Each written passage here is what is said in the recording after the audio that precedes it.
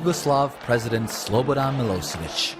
Milosevic reigned over what was left of Yugoslavia as it fell apart in the 1990s, surviving crippling UN sanctions, wars in Slovenia, Croatia and Bosnia, violent Albanian separatism in Kosovo, NATO airstrikes against his country, an ICTY war crimes indictment, and 40 years of marriage with a control-freak wife. Milosevic was definitely a force to be reckoned with.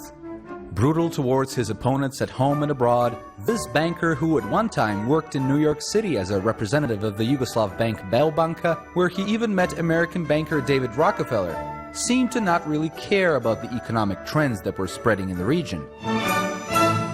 Strobe Talbot, Deputy Secretary of State under US President Bill Clinton and the lead US negotiator during the Kosovo War, said that as nations throughout the region sought to reform their economies, mitigate ethnic tensions and broaden civil society, Belgrade seemed to delight in continually moving in the opposite direction. It was Yugoslavia's resistance to the broader trends of political and economic reform, not the plight of the Kosovar Albanians, that best explains NATO's war. As long as Milosevic remains in control, the international community will have little influence over what happens in Belgrade. Since Milosevic didn't want to give up or share his control over the economy with anyone else, he needed to go. And he needed to go fast. Just like this guy, and this guy, and this guy, and this guy, and this guy, and this guy, and this guy, and this guy, and many others. But it was 2000, elections in Yugoslavia were just around the corner, and it was Milosevic's turn to go. This is me, protesting against Milosevic in my hometown of Subotica, Yugoslavia in 2000.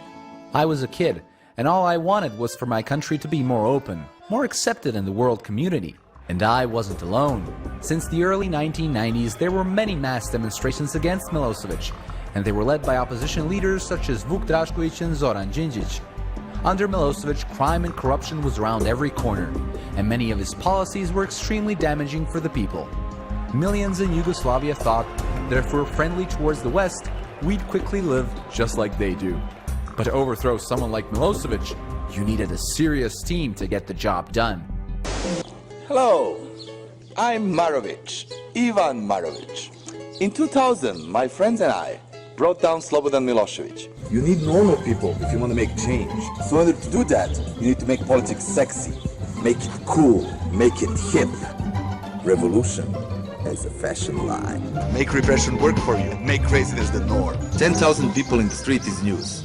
10 people in the street is obviously not news. But 10 people in the street doing something crazy, now that's news. This guy made a revolution happen? You've got to be kidding me. There had to have been more to it. And there was. During the Cold War, the US government loved to interfere in the domestic affairs of other countries. Among others, this was the task of the National Endowment for Democracy, or NED, which was basically a CIA spin-off. Before the elections in September of 2000 in Yugoslavia, the US government made it clear again and again that a victory by Milosevic could only have come about through fraud. In other words, irrespective of how anyone voted, Washington would only accept one result as the democratic will of the people. In 1998, Paul McCarthy testified before the Commission on Security and Cooperation in Europe. McCarthy, a program officer at the NED, boasted that among the many recipients of NED money were the newspapers Naša Borba, Vreme, and Danas, an independent TV station in eastern Serbia, TV Negotin, the prominent news agency Beta, and the important Belgrade station Radio B92. National Endowment je jedna od prvih organizacija koja je pomogla, oni i danas pomažu u različitim oblicima. Tada je to bila elementarna pomoć, dakle su bili osnovni elementi za naš rad i uređaji. Naturally, such media were always described in NED literature as independent. National Endowment i niz drugih fondacija, daleko najveći pomoć je stigla od Soros fondacije, koja je svo vreme bila uz nezavisne medije u Srbiji i nevladine organizacije. Ono što je za tu fondaciju bilo važno je upravo što je imala sedište u Beogradu. Dakle, njen ofis veliki je bio u Beogradu i oni su mogli da veoma lako ustanove šta se događa, koga treba pomoći, gde je najefikasnija pomoć, tako dalje. One of the organizations that were supported by the NED and many other Western interest groups was the Serbian youth organization Otpor, meaning resistance in Serbian. Ivan Marovic, the tropical island-loving revolutionary, was one of the founders of Otpor, together with Srđa Popović, Slobodan Homen, Nenad Konstantinović, Slobodan Đinović, Ivan Andrić, and Dejan Ranđić. Of the almost $3 million spent by the NED in Serbia since September of 1998, according to Paul McCarthy, Otpor was the largest recipient. The U.S. Agency for International Development, or USAID, said that $25 million was appropriated to Yugoslavia in 2000. The International Republican Institute, another non-governmental Washington group, according to official Daniel Kellingert, met with Otpor leaders 7 to 10 times in Hungary and Montenegro, beginning in October 1998. Some of the $1.8 million the Institute spent in Serbia was provided directly to Otpor. By the fall of 2000, Otpor was no ramshackle students group.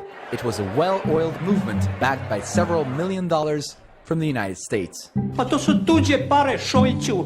Pa velike pare su uvijek tuđe, Pantić.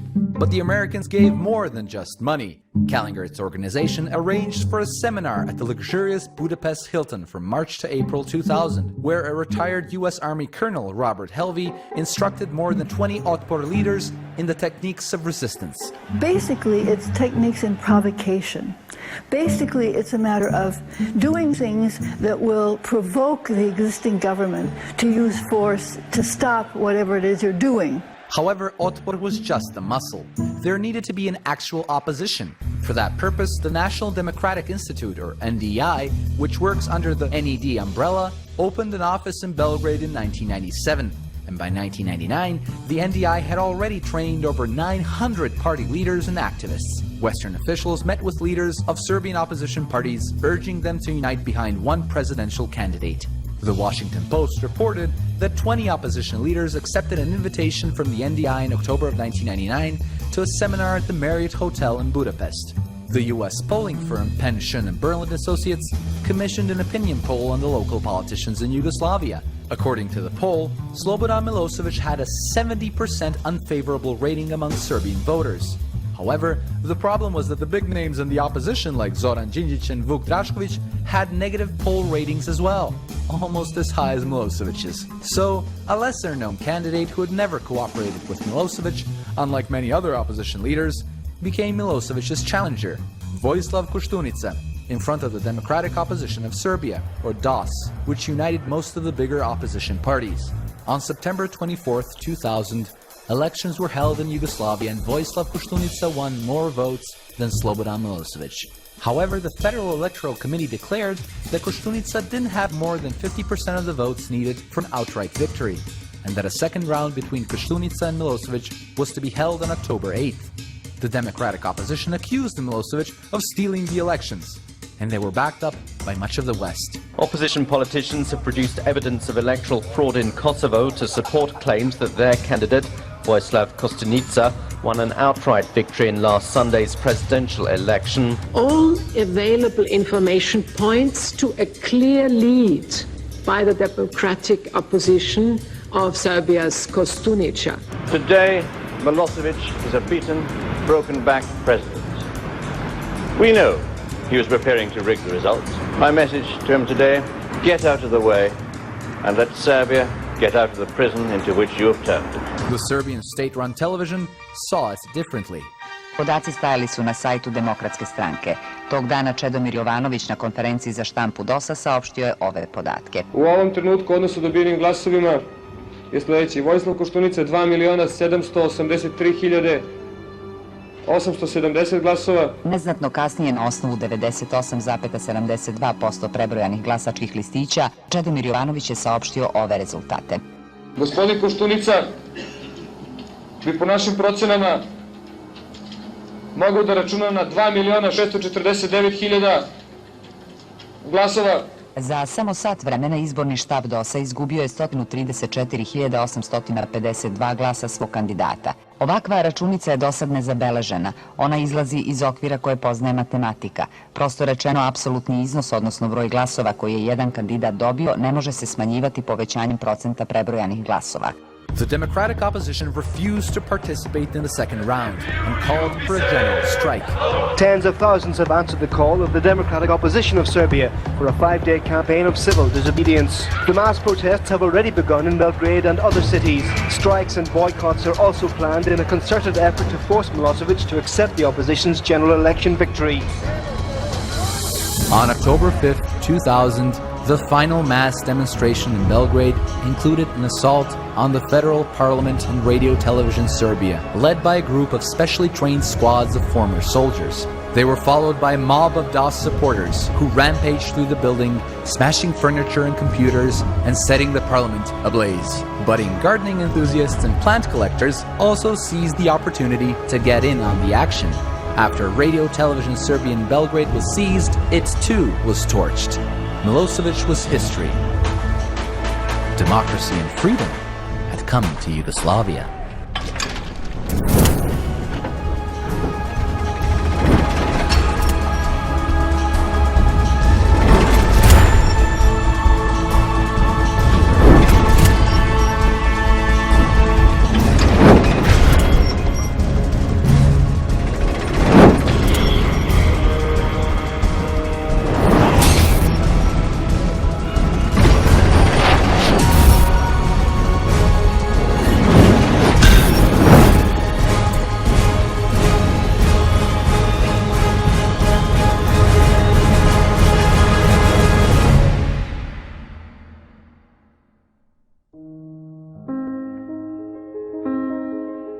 I grew up in a small town where family came first. I don't remember much when I was very young during the socialist Yugoslavia, but I know my family didn't have much in terms of material goods, and yet they were happy. We got most of our food locally from the farms surrounding Subotica, the education and medical care was free, our passports were welcome at every border, and many hard workers had decent jobs. My dad worked as a legal advisor at Sever, a company selling top-notch electric motors to companies in Yugoslavia and the world. This is where he met my mom. They fell in love and later married. Oh, and they had me, of course. That's when things got interesting. In the 1990s, I remember my dad traveling around the world, being a member of the executive board of the company's representative headquarters in Denmark, Germany, Italy, Hungary, Macedonia, and the United States, where Sever, among other places, exported its high-quality products. Though Sever stagnated for a while during the 80s, under the new CEO, Josip Kreininger, who was appointed in 1990, the company was expanding and becoming a world-class multinational corporation. Wow, one of those from Yugoslavia. Neat. But then in 1992, the UN imposed sanctions. Trade with the world suddenly became a big no-no. Morali smo odmah preduzeti mere, praktično kada su već padale rampe na granicama sa zapadom. U 5-6 dana obišli smo sve kupce u Evropi i dobavljače i dogovorili rad. Znači, naš je takav odnos bio sa inostranim kupcima da su nas toliko uvažavali da su praktično pristali da radimo i pod sankcijama. The export of Sever's products continued via Macedonia, where a company was founded under a different name. Imali smo stalno rast proizvodnje jer su imali tržište. 99. godine mi ulazimo vrlo ambiciozno, međutim došlo je u martu bombardovanje. Sad, zahvaljujući tome što je Sever u pograničnom mestu, mi smo uspevali i tada razmenu sa inostranstvom tokom bombardovanja. Pa reći ću vam jedan paradoks, da smo mi u toj i takvoj situaciji, znamo koliko je trajalo bombardovanje. It lasted for 78 days. Mi smo u 99. ostvarili veću realizaciju nego 98. Let me allow that to sink in. Not even a wide-scale NATO bombing campaign, led by the United States, could stop a successful company like Sever. Josip Kreininger was someone who loved his company with all his heart and was able to not only keep it alive, but to keep it growing, despite war, sanctions, and bombings. But there was one thing Sever couldn't survive. As Mr. Kreininger watched the parliament and state television buildings burn on television on October 5th, 2000, Mr. Kreininger, who wasn't a member of any political party, was worried about his country, but also optimistic. Svakako sam računao da je tu umešanost stranih elemenata, ali sam računao da će za privredu doći možda bolji dan, da ćemo se više otvoriti prema svetu. Sever was finally ready to become a multinational corporation. but that's not what happened. 6. oktobra upale su, da kažem, banditske snage u sever. Banditske. Prepoznavao sam da je dosta bilo toga s polja. Upali su u zgradu, naravno pobunili su ljude u jednom pogonu i upali su u zgradu gdje je moja kancelarija. Ja sam izišao iznenađen masom koja je bila. Onda smo izišli na obližnji stadion Severo i oni smo je praktično lišili slobode, zarobili, proveli kao najvećeg ološa kroz čitav sever. Gurajući ispred sebe, nisu mi dali više da se vratim u kancelariju i praktično izbacili me iz severa. Mr. Kreininger, in shock that he was replaced, ended up at the emergency room, diagnosed with heart troubles and given disability pension after 6 months. During the 34 years of work at Sever, this man never took a single sick day. A broken heart, one might say, was the gift the new system had in store for those who wanted to keep the domestic industry's heart beating.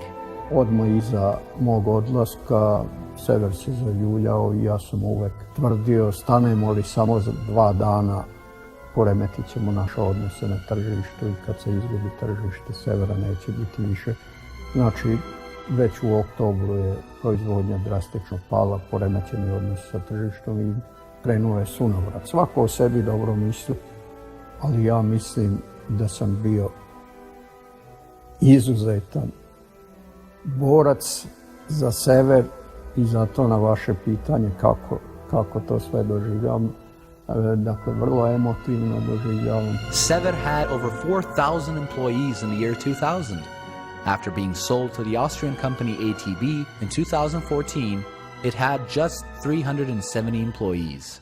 Znate, kad vam je uništeno životno delo, kad su to uradili ljudi koji nisu nikad sagradili ni poljski WC, onda je to tragedija koju ja tako doživljavam i mislim da bi bilo neprijatno da javnost čuje jednu ispovest čoveka koji je 30 godina stvarao u jednoj firmi i doveo je sa ekipama sa kojima je radio do vrhunca prisutnog na 4 kontinenta tržišta.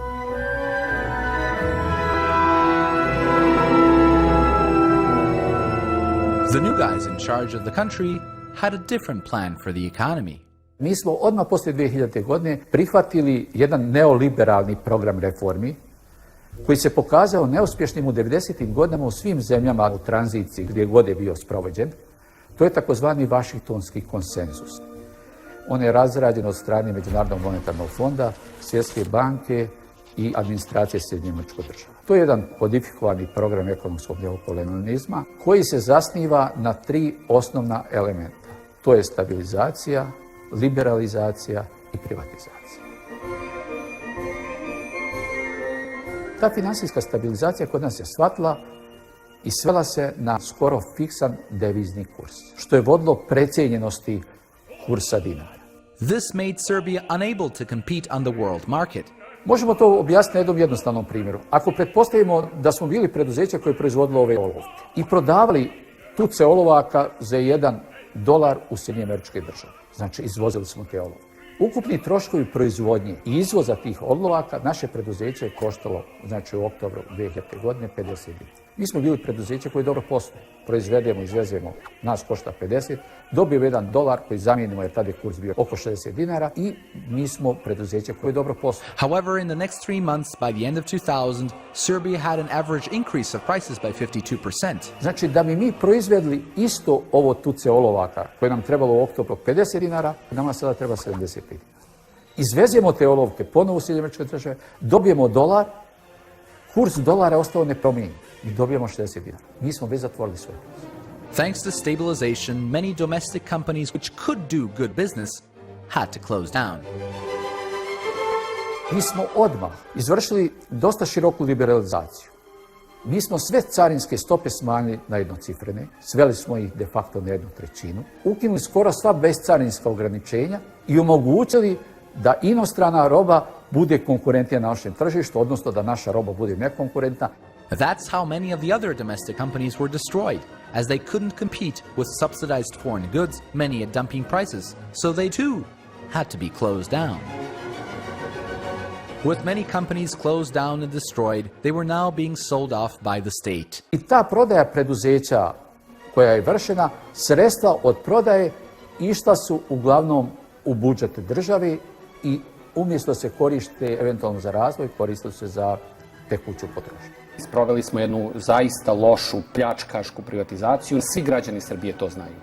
Mnogo ljudi je ostalo bez posla, 100.000 ljudi i znaju šta se sa tim preduzećima dešavalo. Uglavnom, novi vlasnici, menadžeri su kupili preduzeći radi biznisa iz koga su preko svojih offshore kompanija izvlačili novac. Tako da njima interes bile te kompanije, a ne osnovno društvo.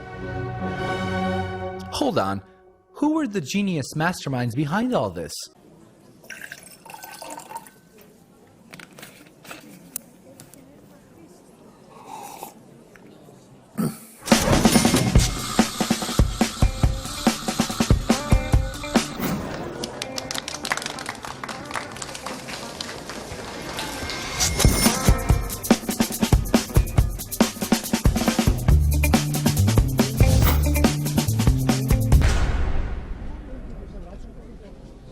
I had a chance to chat with Dinkić in 2012 after a press conference in my hometown of Subotica. Za ekonomsku politiku, stabilizaciju, liberalizaciju i privatizaciju tvrdi se da će doneti ekonomski prosperitet građanima, a Srbija je ekonomski rušena. Što se tiče Vašingtonskog konsenzusa, cela ga Evropa svodila dok je on bio aktualan. On je bio aktualan 90. godina, početkom 2000-ih. Stvari su u životu, a i u ekonomiji promenljive. Dakle, ne možete istu ekonomsku filozofiju da gurate celog života jer onda ste budala. But Dinkić didn't give up on the Washington consensus until it was too late. Under the rule of the post-Milosevic Prime Minister Zoran Đinđić, attracting foreign investors was priority number one. So, many of the first firms offered on sale were intentionally assigned a book value of 1/3 of their true value. Sharply reduced tax rates were offered as further inducement for foreign investors. Yugoslavia was finally open for business. Nije bitna cena po kojoj se nešto prodaje. Evo sad smo uzeli nazad za Ako nije bitna cena. Nije bitna cena. Bitno je da li možete zaposliti ljude i da pravite profit. And employment was something Dinkić and his colleagues cared a lot about. Companies that were privatized first showed a decrease of 45% in employment over the first 2 years of private ownership. Instead of caring for the workers, the government actually decided to speed up the layoffs and came up with a new law requiring staff to be sacked prior to sale in order to attract investors. Ma vi niste normalni. Propisi su propisi. Unemployment in Serbia steadily grew, quickly reaching 32% within 4 years. By 2012, it stood at 24%. Sounds better? Nope, just an illusion. Because Serbia adopted the modern American model for calculating unemployment, labeling those who weren't actively seeking jobs as merely out of the job market and technically not unemployed, even though they still had no jobs. If you included those, the real unemployment rate was at 34%. To put this in perspective, at its peak in 1933, unemployment during the Great Depression in the United States reached 25%, and that percentage was calculated in the old way, that didn't exclude a significant portion of workers. I gdje smo mi sada stigli poslije 10 godina? Recimo, industrijska proizvodnja 2010, ona je za 11,4% manja nego 98. godine. Posjećam, 98. godina to je godina bila kad smo imali sankcije pred bombardom. Da ne spominjemo 90. godinu.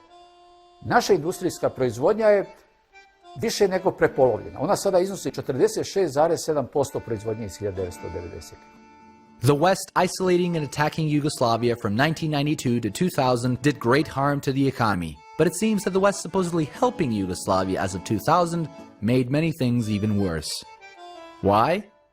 From a historical standpoint, this made more sense. Is it Greece? No. Is it the French Riviera? No. Is it Turkey? Austria? Switzerland? Rome?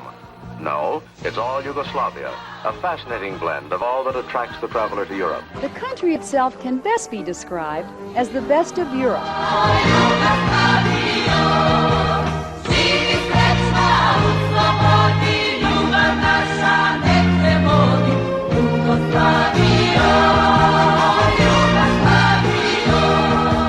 Well, Yugoslavia was an important player in the world especially after World War II when the United States took on the Soviet Union and made it its chief enemy. When Tito split from Stalin and formed a third way, not only Tito, this includes Nehru in India, it includes Tito, it includes Sukarno in Indonesia, and Gabdel Abdel Nasser in Egypt, and Nkrumah in Ghana.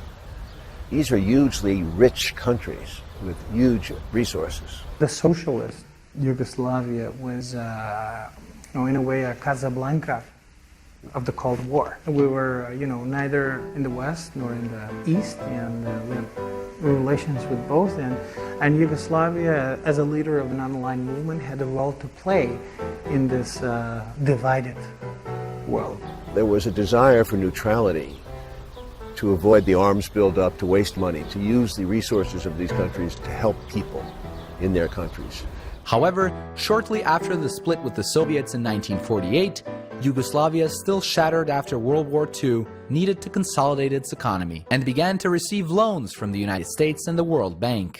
Prvi kredit koji smo dobili u temelju te nastajanja jugoslavenske privrede dobili smo 1949. godine u visini od $3 milijuna. Uvjet za dobivanje tog zajma prema Sjedinjenim Američkim Državama i Svjetskoj banci bili su da Jugoslavija vrati grčke partizane iz Južne Srbije i Makedonije u Grčku. Po povratku istih u Grčku zapravo su Grci sve poklali. The lives of those partisans were the price for the consolidation of Yugoslavia's economy. It didn't matter that Yugoslavia declared itself neutral. John Foster Dulles, who was Eisenhower's Secretary of State, very clearly said that neutrality was immoral. It's just a strange concept, but that was his attitude, that communism had to be rolled back. So the U.S. was taking a very aggressive position. 3 of these 5 people that I mentioned were removed with the participation of the United States from power. Only 2 made it. Tito, who was a giant, because he fought as a partisan, he had a strong army and he had a strong base, and he was able to say no to Stalin. At the same time, the U.S. could not get in with him. But the U.S. was able to slowly creep in with their loans. Krediti su bili od 3 milijuna do 15, 20 do 30 milijuna na 5 godina, 10 godina. Znači, mi smo ipak imali srednjoročne, a ne dugoročne kredite. Mi smo, uzimajući te kredite, u pozadini imali da nam je Zapad, posebno Sjedinjene Američke Države, dalo specijalni tretman Jugoslaviji. Kad sam ja otkrio što je zapravo taj specijalni tretman, piše doslovno u izvornim dokumentima iza tih kredita. Maksimalno ih pomagati do uništenja. That's the kind of help the U.S. had in mind? Thank you? The IMF was making loans into this region, and in a sense, not helping the situation financially. The U.S. had no interest in helping this situation heal itself. But that, after all, is what neoliberalism was all about. The ideological foundation of what we call neoliberalism today was given by Ludwig von Mises and Friedrich von Hayek, 2 Austrian economists. Mises believed that egoism was the prime law of society, while Hayek claimed that a free market creates a spontaneous order that fixes the issues of economic calculation. In essence, neoliberals demand that you deregulate the market, privatize almost everything, cut government services, and by doing so, they believe the economy will pretty much fix itself. In 1947, an organization called the Mont Pelerin Society was formed to bring together neoliberal intellectuals around the world. The goal of the Mont Pelerin Society was not to convince the masses that neoliberalism was the way to go, as they considered the people to be mere followers of the elite. They shifted their attention to winning sympathies of intellectuals worldwide. A prominent member of the Mont Pelerin Society, called Milton Friedman, decided to get the ball rolling. As the leader of the Chicago School of Economics, Friedman started collaborating with the Catholic University of Chile, from which students were sent to the University of Chicago and were indoctrinated with neoliberalism. They returned to Chile and were ready to shape Chile's economy after the democratically elected government of President Salvador Allende was overthrown in a CIA-backed coup led by Augusto Pinochet on September 11, 1973. Chile was a case in which a military regime headed by Pinochet was willing to switch the organization of the economy, and in that process a group of people who had been trained at the University of Chicago in the Department of Economics, who came to be called the Chicago Boys, played a major role in designing and implementing the economic reforms. Milton Friedman was also personally involved in the Chile experiment. I did make a trip to Chile, and I made talks in Chile. In fact, I did meet with Mr. Pinochet. As they listened to Friedman's advice, the economy slowly started collapsing, even though the elites, together with Friedman, were convincing the people that they were building a better society. If you want to live in a society where your compatriots are poor and you are rich, and you think that's better, a better society, then you would like it. A Chilean family trying to live on the average wage had to spend 75% of its income on bread. Riding the bus or drinking milk became luxuries. Those who revolted were put in concentration camps. 100,000 people were jailed, thousands were killed. I am more than willing to share in the credit for the extraordinary job that our students did down there. In neighboring Argentina, President Isabel Perón was overthrown in a military coup, and as Friedman's disciples filled key economic positions in the country, within a year of the coup, wages dropped by 40%, factories closed, poverty spread, dissidents simply disappeared. The neoliberal coups didn't stop there. Que é o golpe contra Allende, né? No Brasil contra João Goulart, não? E em toda a região da América Latina e América Central, né? Que é a busca de anexar política e economicamente esta região. After Latin America, the economic policies of Milton Friedman spread to Western countries themselves. In Britain, Margaret Thatcher defeated the biggest union in the country, the mining union, and pushed through the neoliberal reforms, selling off the steel industry, water, electricity, gas, telephones, airlines, oil, and cutting many social programs. America, with President Ronald Reagan, did much of the same, widening the gap between the rich and the poor.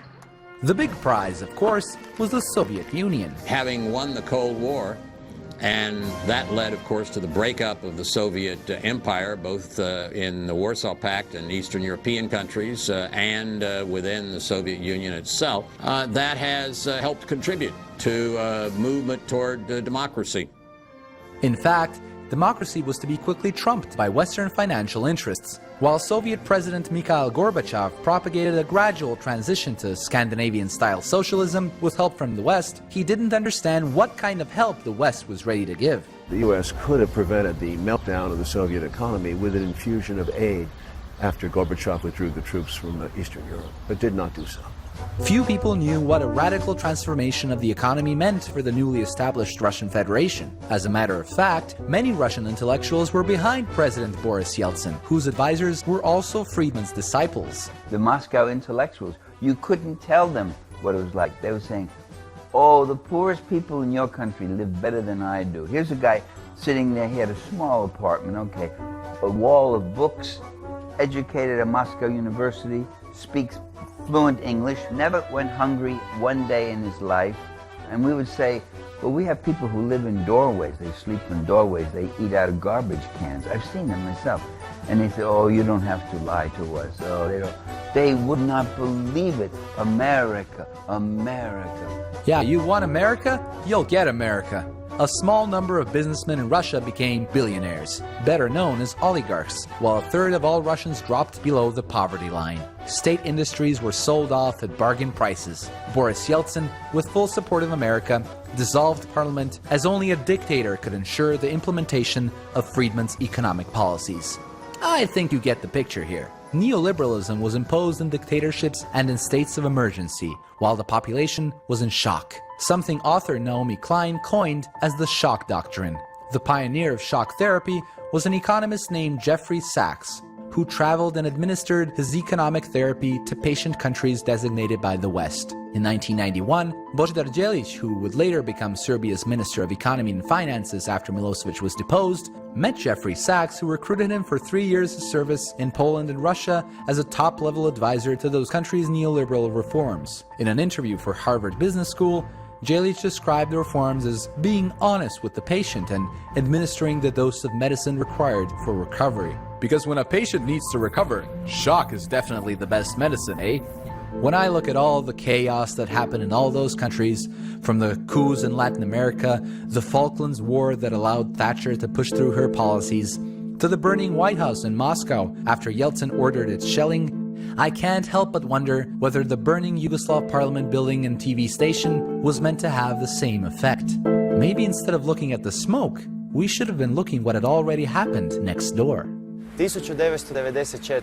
Hrvatska je bila u ratnom stanju i radi ratnog stanja je država imala veći proračunski deficit, a istodobno je izostao takozvani devizni priljev od turizma i došlo je do deficita platne bilance, znači više je deviza izlazilo iz zemlje nego ulazilo. This led to a hyperinflation in Croatia.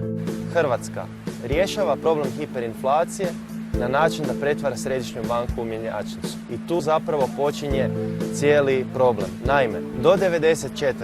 država je radila emisiju novca, takozvanog hrvatskog dinara. Nakon 1994.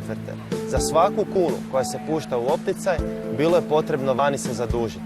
To znači da je kuna pretvorena u bon za euro. Odnosno, da ako recimo domaća banka želi vama kao fizičkoj osobi dati kredit, ona ne može posuditi od središnje banke kune koje bi potom posudila vama, već mora prvo vani na stranom tržištu novca posuditi eure, onda te eure u HNB-u pretvara u kune i zato sve kune koje ljudi dobivaju u obliku kredita dolaze sa valutnom klauzulom. This monetary policy known as the quasi-fixed exchange rate wasn't new. It was first adopted by Thailand in the 1980s. The way it works is you tie your country's official exchange rate to another country's currency. In this case, Croatia tied it to the euro. This creates the illusion of a fluctuating exchange rate, the illusion of a Croatian currency. Čak se i naš novac uopće niti ne proizvodi u Hrvatskoj. To je jedna stravična spoznaja. Znači, ako uzmete novčanicu od 10 kuna, tu gdje je Pulska arena, na donjoj strani piše Gieske and de Vrient, Germany. Koji na novčanici od 20 kuna piše Gieske and de Vrient, Germany. Znači, tiskara je Njemačka.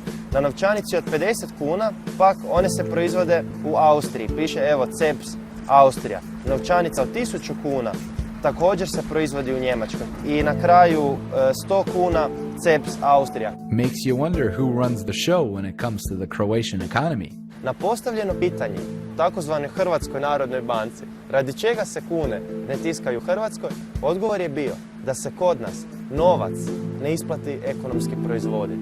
I onda se postavlja ono suštinsko pitanje, ukoliko se u našoj državi ne isplati proizvoditi novac, što se onda isplati proizvoditi? Was this the Croatia that its first president, Franjo Tuđman, had promised to the people when it declared independence from Yugoslavia in 1991, triggering a bloody war that lasted 4 years? A high-ranking official in Tuđman's party, the Croatian Democratic Union, or HDZ, in the 1990s, Domagoj Margetić saw Tuđman's project in a different light from how the Croatian media presented him. To je čovjek koji je od početka imao fiks ideju stvaranja jedne bogate hrvatske elite, 200 bogatih obitelji u Hrvatskoj. Pritom, dakle, Tuđman je vodio brigu samo o bogaćenju svoje obitelji i njemu bliskih obitelji. S druge strane, Tuđman je nesporno bio gospodar rata, gospodar krvi, sav taj profit koji je stekla i njegova obitelj i tih 200 obitelji zapravo je krvavi novac, stečen na pljački u sred rata. Do 90. nisu imali za kavu, a nakon 92. su bili multimilioneri. This was the case in other countries as well during the Yugoslav wars, and money seemed to be a higher interest than winning territories through war, which even brought some leaders on opposite sides of the conflict together. Kako objasniti situaciju da su cijelo vrijeme rata Milošević i Tuđman imali najmanje 3 zajedničke banke u inozemstvu, u njih ulagali kapital, u njima držali tajne račune. Evo vam jedan primjer, dakle, Bank Franco Jugoslav u Parizu, pola su vlasnici Hrvati i Srbi cijelo vrijeme rata. Ja sam našao odluke Tuđmanovog režima, pisane odluke 1993. godine o dokapitalizaciji Bank Franco Jugoslav u Parizu. U istom tjednu, kada znate ko je predsjednik uprave te banke, nominalno, sada pokojni Bora Milošević. Bora Milošević was Slobodan Milošević's brother. Onda će me neko uvjeravati da to nije bio dogovoreni rat. You can imagine how soldiers shooting at each other on the battlefield would feel if they knew their leaders and their families were working together on getting extremely rich. The project of dismantling a socialist country to create a rich minority and a poor majority is what neoliberalism was all about. This is why all of it was wholeheartedly supported by the West. I tu su, znate, elite u Jugoslaviji i elite na zapadu našle zajednički interes. Zapadu je očito bio interes raspad Jugoslavije, a ove elite ovdje su trebale prikriti svoju pljačku. To su mogle jedino ratom. Jedino ratom se Jugoslavija očito mogla raspasti. Zato je Zapad apsolutno blagoslivljao takvo stanje. Publicly, the West was condemning war profiteering and crimes against humanity. The International Criminal Tribunal for the former Yugoslavia, better known as the Hague Tribunal, was put in charge of punishing those who committed crimes. The chief prosecutor of the tribunal was Carla Del Ponte. I was all my life prosecutor in Switzerland, and once Switzerland wanted to present me as candidate for the International Tribunal for former Yugoslavia, I said yes, because it was a new experience, a new challenge. A challenge that proved to be quite difficult at times, especially when it came to investigating perhaps the most gruesome case of crimes against humanity and war profiteering there is, organ trafficking, which took place in Kosovo during the war.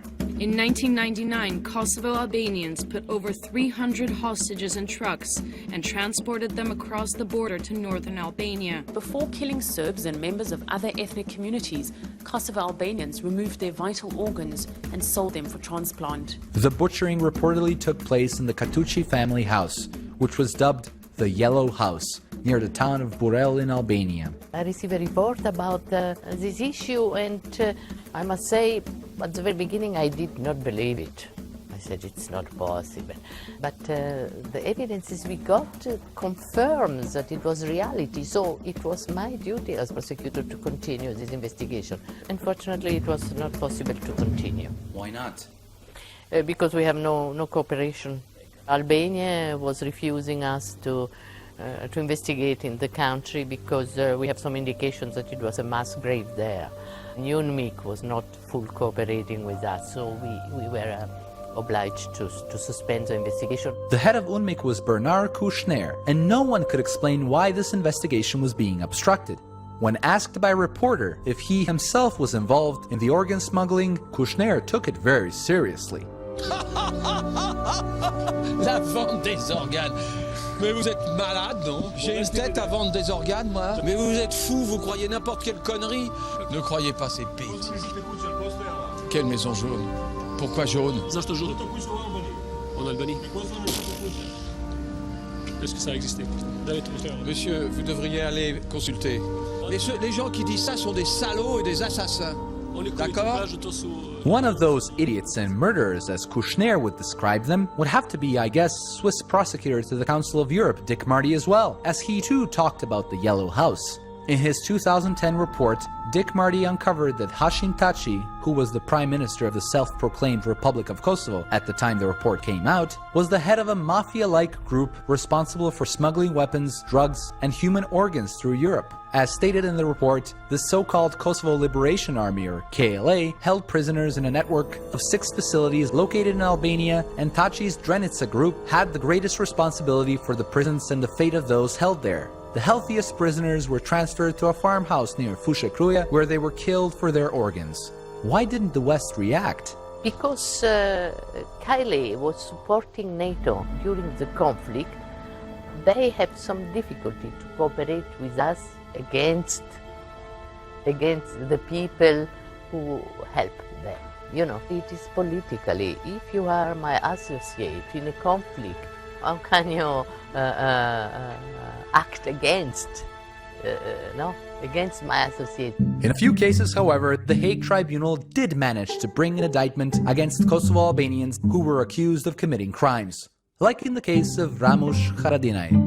Don't let the glasses fool you. Haradinaj was one ruthless KLA militant in the 1990s, accused of murdering Serbs, Roma, and even non-compliant Albanians during the Kosovo War. We had a lot of difficulties to come to an end to the investigation against Haradinaj. But at the end we achieved it. So we could issue an indictment against him, and this indictment was confirmed by a judge. However, as the trial started and progressed, something strange happened. Haradinaj was freed of all charge because a number of witnesses were killed. According to former High Tribunal prosecutor Carla Del Ponte, 9 witnesses were killed between 2003 and 2007. So in such a situation, living witnesses are frightened and some of them refuse to testify, others change their testimony. The UN mission in Kosovo always refused to cooperate with the High Tribunal by refusing to send evidence of war crime. It is understandable that NATO didn't want their KLA buddies in jail, but the largest single act of ethnic cleansing during the Yugoslav wars, Operation Storm, in which Croat forces ethnically cleansed 250,000 Serbs from the Krajina region in Croatia, with thousands killed in cold blood, was perhaps the biggest test for the tribunal. General Ante Gotovina was in charge of that operation, and the Hague Tribunal put up an indictment. Gotovina was arrested and tried, and, believe it or not, convicted. First instance trial, he was convicted 23 years. So, evidences were there. Enough evidences to convict and to sentence him. However, another strange thing happened here. The case quickly went to appeal, the previous sentence was overturned, and Gotovina was immediately released. It was extremely damaging to Serbs in this case, you know, and killing in Operation Storm. They obliged the Serbs to leave Knin and so on and so on. So we prove it. In the first instance, Gotovina was convicted. So why now on appeal this completely different decision? You think it was more of a political decision? You say it, and I must say yes, because I cannot believe it. Ante Gotovina was given a hero's welcome in Croatia. But not all Croats believed in the Gotovina myth.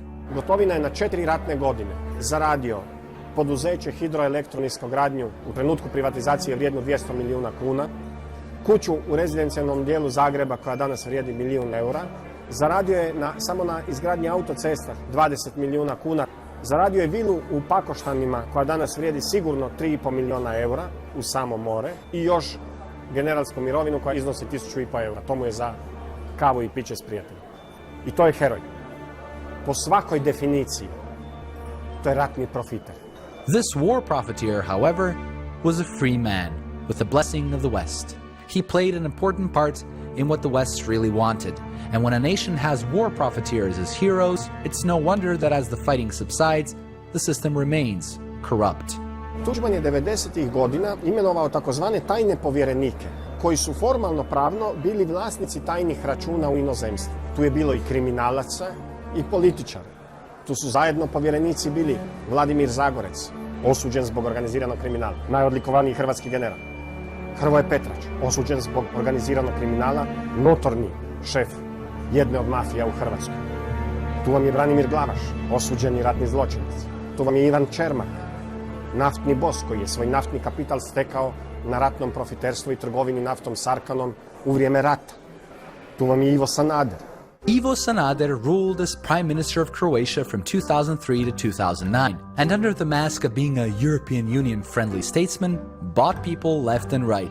Sanader je mislio da je on novi Tuđman. Okupio je ekipu i rekao sada ćete sve tajne račune na kojima ste povjerenici kontrolu predati meni. Naravno, ni za kog od njih Ivo Sanader nije imao autoritet Franje Tuđmana.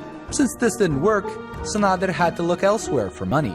Krenuo je pljačkati javna poduzeća, izvlačiti novac iz Hrvatske elektroprivrede, iz hrvatskih autocesta, nastavio šverc cigareta. Dakle, morao je naći alternativne izvore tih multimilijunskih crnih prihoda. According to the Washington Times, Sanader turned Croatia into a gangster country, and by controlling most of the media, including state television and leading Croatian newspapers, he could make sure that the people only saw things his way. During his rule, Sanader amassed enormous wealth that included illegally acquired property, luxurious villas, and a lavish collection of watches worth over $200,000. After 6 years in power, Sanader decided to step down. Ja sam svoju dionicu odradio. Sad je vrijeme za druge. Good. Finally a stop to the criminalization of the state. Ne, drugi mogu nastaviti. Eventually, Sanader was arrested, put on trial, and sentenced to 10 years for his wrongdoings. However, the system remained corrupt, and the people of the former Yugoslavia could only hope that an honest, hard-working man would show up and fight against systemic corruption. He came in the form of a TV morning talk show guest. U svakom slučaju izvoze pizdarije i jebu na mate jer smo besavi. A u tome im pomaže ova kurva od međunarodne zajednice. Whoops, no, not this guy. I meant the other guy. Institucije koje treba da se bave tom problematikom bave se teorijom. Šta je korupcija, kako je korupcija nastala, a ne vidim plodove rada. Ljubiša Milanović was appointed by former Serbian health minister Zoran Stanković to his anti-corruption division. He was the first state official to openly criticize the police, state prosecutors, and anti-corruption agency, claiming that they just weren't interested in helping him fight corruption. Ja sam pre 2,5 meseca otišao u gradski SUP sa jednim predmetom kompletiranim, znači ne samo što nije napisana krivična prijava, znači sa svim dokazima. Otišao sam kod nadležnog načelnika, doneo predmet. Dragi gospodin je svo vreme gledao crtani film, možda ste vi puštali neki dobar crtani film u to vreme. I onda kad Paja Patak tamo nije radio to što treba da radi, onda bi je usput me pitao o čemu se radi, ali mu je prioritet bio crtani film. I kad se završio crtani film? Pa nažalost nije se završio crtani film. Yes, the cartoon never ended, but Milanović's position did. He quickly got sacked by Health Minister Stanković after these statements on state television. Fortunately, the Serbian political elite took these warnings seriously and decided to act decisively.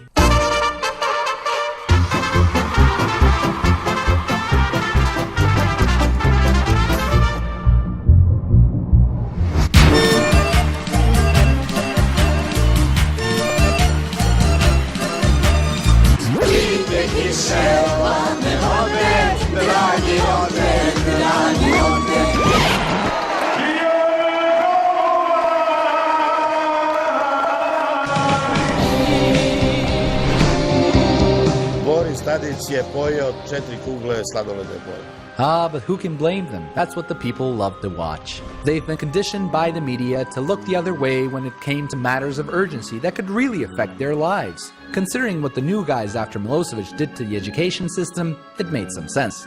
Former Yugoslavia had an excellent educational system. I'm product of that system, so most of the people from those years, my colleagues, are all over the world and they're extremely successful. However, what happened after 2001, they simply assumed that whatever was suggested by European Union, they have to implement it regardless of consequences. In 2001, Jasmina Vujic, a professor at Berkeley University, the first woman to become dean of the Department of Nuclear Engineering in the United States, suggested to the then Minister of Education Gaša Knežević and his associate professor Srbijanka Turajlić that before they attempt any reforms, they should invite professors from the diaspora who worked in all kinds of education systems and form the best one for Serbia.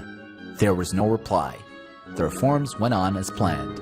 Gaša Knežević je želeo da se celokupan koncept tradicionalnog obrazovanja zameni jednim novim neoliberalnim obrazovanjem. Nakon 15 godina vidimo da je dovelo do katastrofalnih posljedica. Po nekim istraživanjima trećina đaka je funkcionalno nepismeno, čak 20% đaka koji su završili srednje škole govore da nisu pročitali niti jednu knjigu, tako da je celokupan sistem obrazovanja došao na najniže grane u istoriji obrazovanja u Srbiji. Bottom line is that students of today are learning 10% of what we learned in the previous system.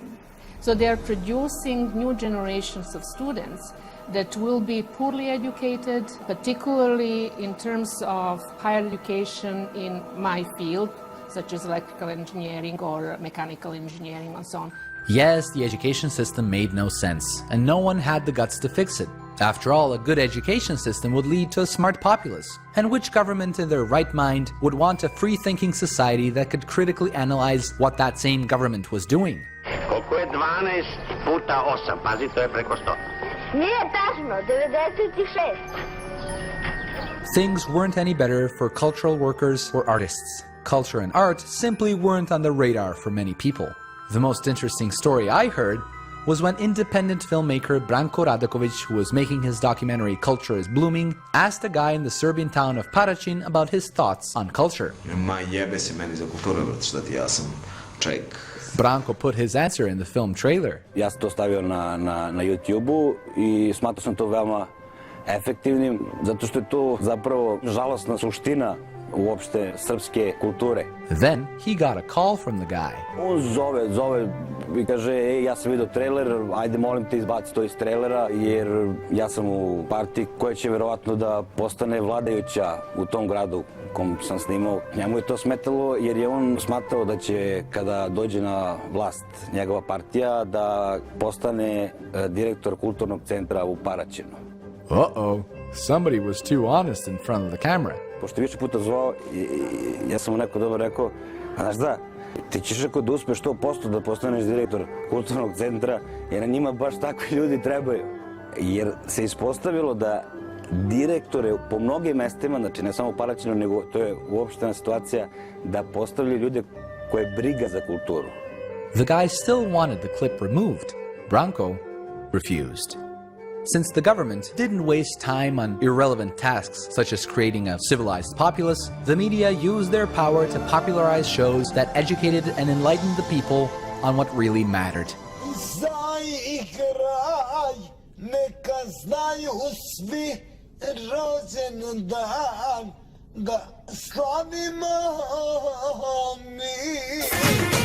Tema emisije Kurvam se sa tvojim kumom.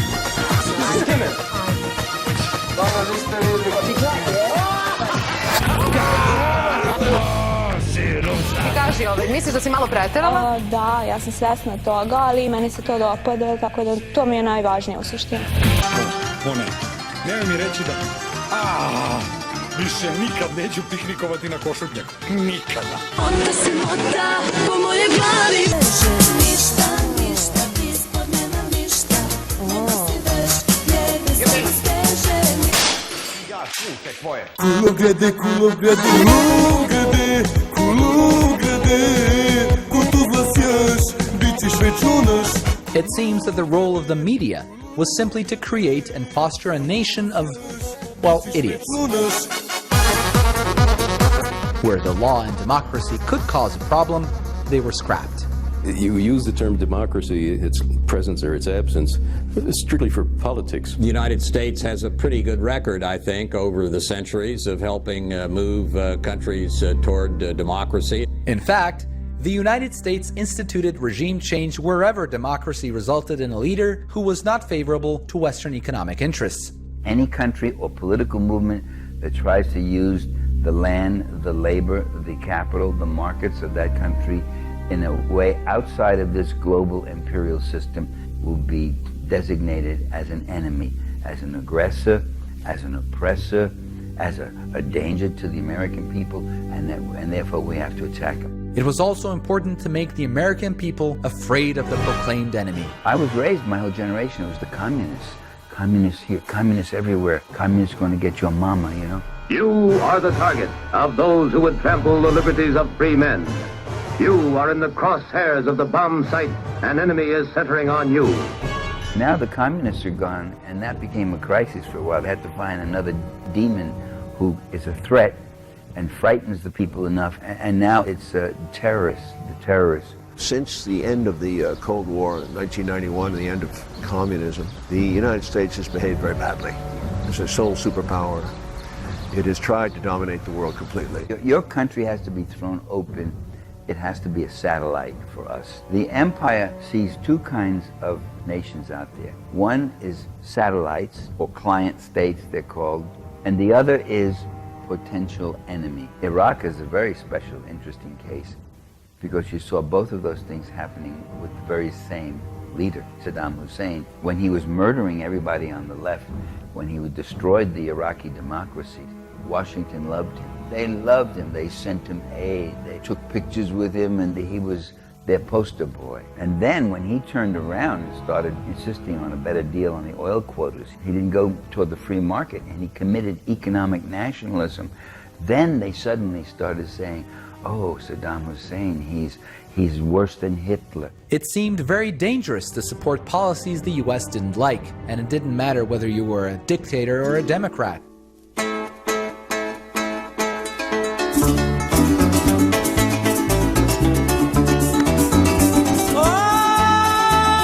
When Hugo Chavez was democratically elected in Venezuela in 1998, promising to stand up to the United States, many thought he wouldn't last long. El último His first task was to change the 1961 constitution that was drawn up by the neoliberal elites. This constitution was making for them for their benefit, not for the benefit of the people. Who promised the people in 1998 in the campaign to do that, and in 1999 who make a new constitution. In our constitution, in the first article, we change our foreign policy. Our policy will be based in three important things: cooperation, complementation, and solidarity. What this meant in practice was soon noticeable. In 2001, when in Argentina was a very difficult economy situation, the first country and the only country helped Argentina was Venezuela, was Chavez. Cristina all the time said that. Chavez tell her, you have no dollars, you have coal, you have meat, and we have oil. We give you oil. You can pay oil with coal, with meat. It is not necessary to use dollars. Wait, working together on exchanging products they produce? Not bickering amongst each other? Not importing US products? Not using the dollar? Blasphemy! He announced that Venezuela would pull out of both the World Bank and the International Monetary Fund, and his government took control of the last remaining privately run oil fields. Chavez only practiced a state socialism that used to be practiced in Yugoslavia. But for this, Chavez became an enemy of the United States. Hugo Chavez is a dictator. The world's worst dictators. Hugo Chavez. The dictator. A dictator. Anti-democratic despot. Tyrant with a radical agenda. Crushing free people. There is such a thing as a killer clown, and he may be it. In 15 years, we have 19 elections, 19, and we only didn't win in one. We won 18 elections, 18, and all the time say that Chavez is a dictator, and now they are saying that Maduro is dictator. Fox News, Presidente. Fox. Fox News. Me río de Fox News. Estúpido de Fox News. The stupid people from Fox News. Stupid or not, the media were playing an important role for what was being prepared for Chavez. It was 2002, and for the CIA, everything was going as planned. In the end, this is what triggered the overthrow of Hugo Chavez. Armed gangs loyal to the Venezuelan president firing on thousands of anti-government protesters. After 16 people were killed and hundreds wounded, last night soldiers surrounded the presidential palace. Even though it was never established who fired at both pro-Chavez and anti-Chavez demonstrators, Chavez was taken to prison. Another democratically elected leader was replaced by a dictator, Venezuelan Federation of Chambers of Commerce president Pedro Carmona, a pro-business elites leader who quickly dissolved the National Assembly and Supreme Court and declared the constitution void. While the United States were cheering on the real dictator, Carmona, something unexpected happened. People started pouring into the streets. A pro-Chavez popular uprising was becoming unstoppable. The power of the people in the street. We go to the street, and in front of us was the military. We are not afraid. We go on, and we ask that we want our president. We want our president back. The pro-Chavez Presidential Guard took back the presidential palace and reinstalled Chavez as president. The coup d'etat failed. In spite of huge CIA support and almost all of the Venezuelan media also supporting the coup. When Chavez came to power, 80% of the country was classified as poor. Now our poor people is less than 20%. At the beginning of Chavez's rule, 45% were extremely poor. So now very, very poor is 5.6%. It's the first time in the history of Venezuela that 65% of the money we get about the oil are using for increase the level of living of the people. Perhaps Chavez had some good ideas, and his ideas spread throughout Latin America. America. Inicia com a eleição do presidente Hugo Chávez e logo depois a América Latina ela passa a ter novo rosto político. É formado um novo mapa geopolítico da nossa região. Isso também gerou uma união muito grande e o povo resolveu dar um fim a esses governos neoliberais e sair do jugo do consenso de Washington. A continent away, a country was feeling the shackles of debt, and many people simply didn't understand why it paralyzed the country. The so-called sovereign foreign debt of Greece was created and accumulated by the policies of the governments, which were doing neoliberal policies, by the way, taking loans from the international markets, giving cheap loans to entrepreneurs and enterprises, which were then taking the money out to Switzerland or to the Cayman Islands and so on, without investing them, without creating growth, without giving jobs within the capitalist system. What a fine system it was. The debt have not been created by the peoples, neither in the case of Greece, nor in the case of Portugal or Ireland. But the people were the ones who were supposed to pay the price. This is why the people of many countries facing this problem went to the streets to demand justice. Many of these countries had already repaid their debts several times over, but because of the interest rates, they were condemned to a never-ending vicious cycle of debt payments. However, one president decided that when it came to his country paying off these debts, enough was enough. Ecuador refused paying the debt after Rafael Correa came to power, who was second and third time re-elected, and he said, no, we have paid it already. President Correa's the man. He declared his country's debt illegitimate and said that Ecuador would default on over $3 billion worth of bonds. He pledged to fight the creditors in international courts and actually succeeded, reducing the price of outstanding bonds by over 60%. If the loans are given, this means to make profit, to make business actually through the poor countries which are in debt, then there is also legally by international law a basis to claim that you cannot pay back after 10 years paying. You have paid it already 2 times. For that you need willing governments which will confront the powerful banks and the IMF and so on. President Correa reduced Ecuador's poverty, indigence, and unemployment, and he could do this because he had the people behind him. But another reason why some countries were successful in rebelling against Western control is also because they had a strong military. Yugoslavia had the 4th largest military in Europe, and while it was united, no one dared to attack it militarily at the time. A source from Serbia's military security agency that asked to remain anonymous told me just how ready Serbia was to defend itself against an external enemy.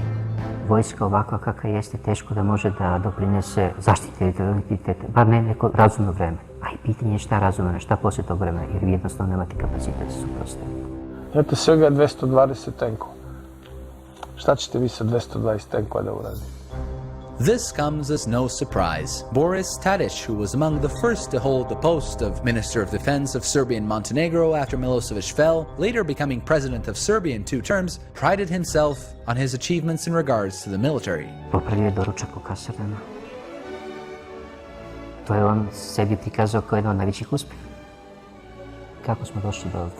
U tom procesu transformacije opet su se pojavili nedoučeni ljudi koji nisu završili naše škole, nego su otišli i završili neke strane škole. Though they were called experts by the government, pushing Serbia's military towards so-called NATO standards was top priority. Upravo ti NATO standard, ti nedovršeni đaci su nas doveli do toga.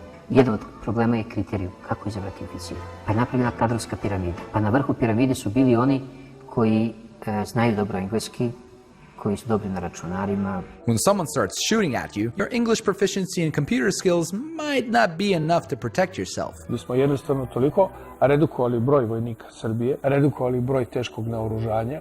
Zapravo mislim da je to neka vrsta čiste posljedice razmišljanja da vojska treba da služi pre svega za mirovne misije, takozvane mirovne misije, mada ja mislim da su to borbene misije, da li u okviru Ujedinjenih nacija, da li u okviru Evropske unije ili nešto pridruženo NATO, ali za neki ozbiljni boj tu ja ne vidim potencijale. Military analyst Miroslav Lazanski explained on Serbian national television why the military was unable to adequately protect the country from wide-scale flooding that took place in 2014. Kompletno je vojska transformisana onako kako su to tražili iz inostranstva Imamo generalštab, odnosno ministarstvo po onim G-ovima, po NATO standardu G1, G2, G3, pa sad neka izvole ti G-ovi pa nek idu pune vreće s peskom i neka spašavaju narod. Znači Pa nemoguće da je glavna vest na televiziji da su 2 amfibije stigle u Šabac.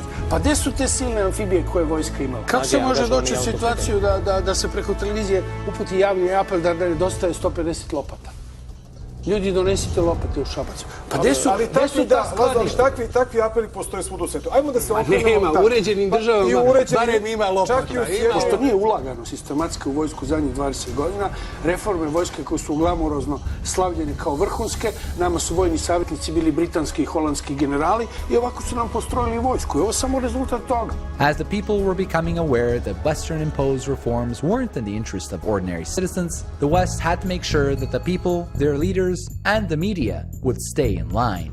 To do this, the West continued funding certain non-governmental organizations. It's very funny because a lot of these non-governmental organizations are governmental. They're financed by the United States government. The NGOs that had the most political and media influence in Serbia were the Humanitarian Law Center, officially led by Sandra Orlović, who succeeded Nataša Kandić, the Center for Cultural Decontamination, led by Borka Pavićević, the Helsinki Board for Human Rights, led by Sonja Biserko, the Youth Initiative for Human Rights, led by Maja Mičić, and the Center for Euro-Atlantic Studies, led by Jelena Milić.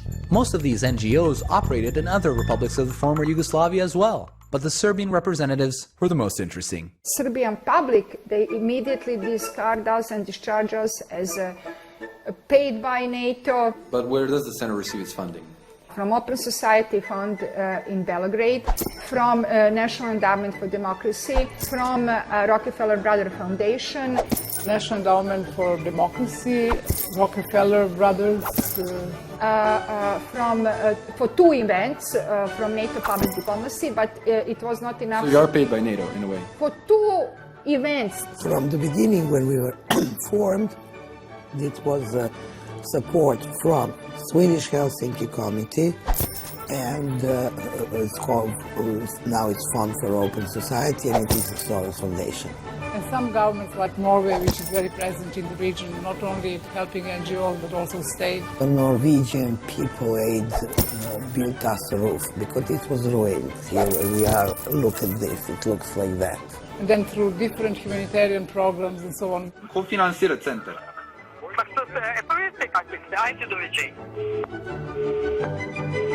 What Ms. Kandić didn't want to say is that her Humanitarian Law Center was directly funded by the National Endowment for Democracy, the Rockefeller Brothers Fund, the Open Society Foundation, USAID, the United States Institute of Peace, the Balkan Trust for Democracy, Civil Rights Defenders, the King Baldwin Foundation, and then there's also the European Commission, the OSCE Mission to Serbia, the British Embassy in Belgrade, the Austrian Development Cooperation, the Canadian Embassy in Belgrade, the German Embassy in Belgrade, the Royal Netherlands Embassy in Belgrade, the Swiss Ministry of Foreign Affairs, the Norwegian Ministry of Foreign Affairs, and 10 other foreign organizations. At the end of the day, whose interest is Ms. Kandić looking after? The citizens of Serbia, who largely dislike her work, or all these foreign governments and organizations which give her money? But the foreign financiers don't stop with the NGOs that I mentioned. Some also fund UCOM Lawyers Committee for Human Rights, Women in Black, Peščanik or Hourglass, Sanja Committee for the Protection of Human Rights and Freedoms, Civic Initiatives, and many others. Don't let the whole human rights mantra fool you. Ima li svako pravo na različito mišljenje? Nema.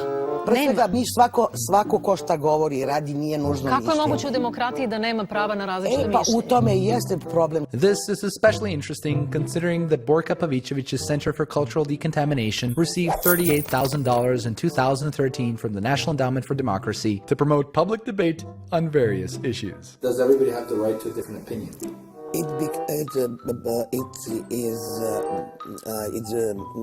Some NGO members were also members of political parties at the same time, like Dušan Gamser, who was an economic advisor at the Center for Euro-Atlantic Studies, as well as the international secretary of the Liberal Democratic Party. So you're a member of a political party and you work at an NGO? Yes, why not? You don't think there's a conflict of interest? No, I don't. Why not? Yeah, these are different things. In political party, you are helping your party colleagues to get to power. You are advising them. You do things, various things in the party. And when you are in the NGO, you do things, maybe same things, by other methods. So where is the line between these NGOs and political parties?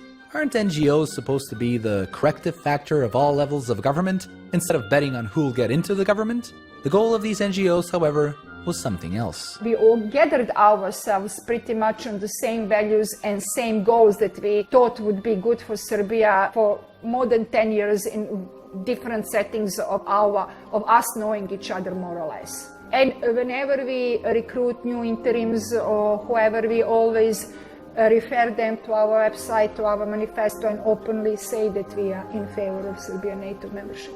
But it doesn't stop there. These NGOs don't wait for citizens to become legal adults in order for those NGOs to start recruiting them or shaping their opinions on various political or social issues. We have, for example, many educational programs now 10 years, mostly secondary school children and students. So we have human rights schools which last 10 days. We gather children from all over Serbia, from different backgrounds. We select usually 30 children. In 10 days, and it's a very intensive program, they really change. In what way? They're offered a framework, a referential framework to think. You just have to guide them, to tell them what is wrong and what is good, what is evil, so these elementary things, just to show them direction. They easily accept it. Yes, children do tend to get brainwashed more easily. I zato treba bogato, iskustvo pedagoga da bome. U zemlji kao što je Srbija, gde je dostignut visok nivo psihosocijalne dezintegracije društva, lako je manipulisati čitavim društvom, pa i delovima društva, bilo kojim grupama, a pogotovo onim najosjetljivijim, to su u svakom slučaju mladi, koji su tek u procesu formiranja nekih svojih vrednostnih i životnih stavova, pa je ono što naš narod naziva ispiranje mozga, a to je u stvari intelektualni inženjering, pre svega vrednostnih, znači političkih stavova, koji su najvažniji, najinteresantnije onima koji to koriste, jer mladi tek formiraju svoje stavove i lako mogu i da ih menjaju. Zato oni jesu ciljna grupa za one koji hoće da manipulišu njim.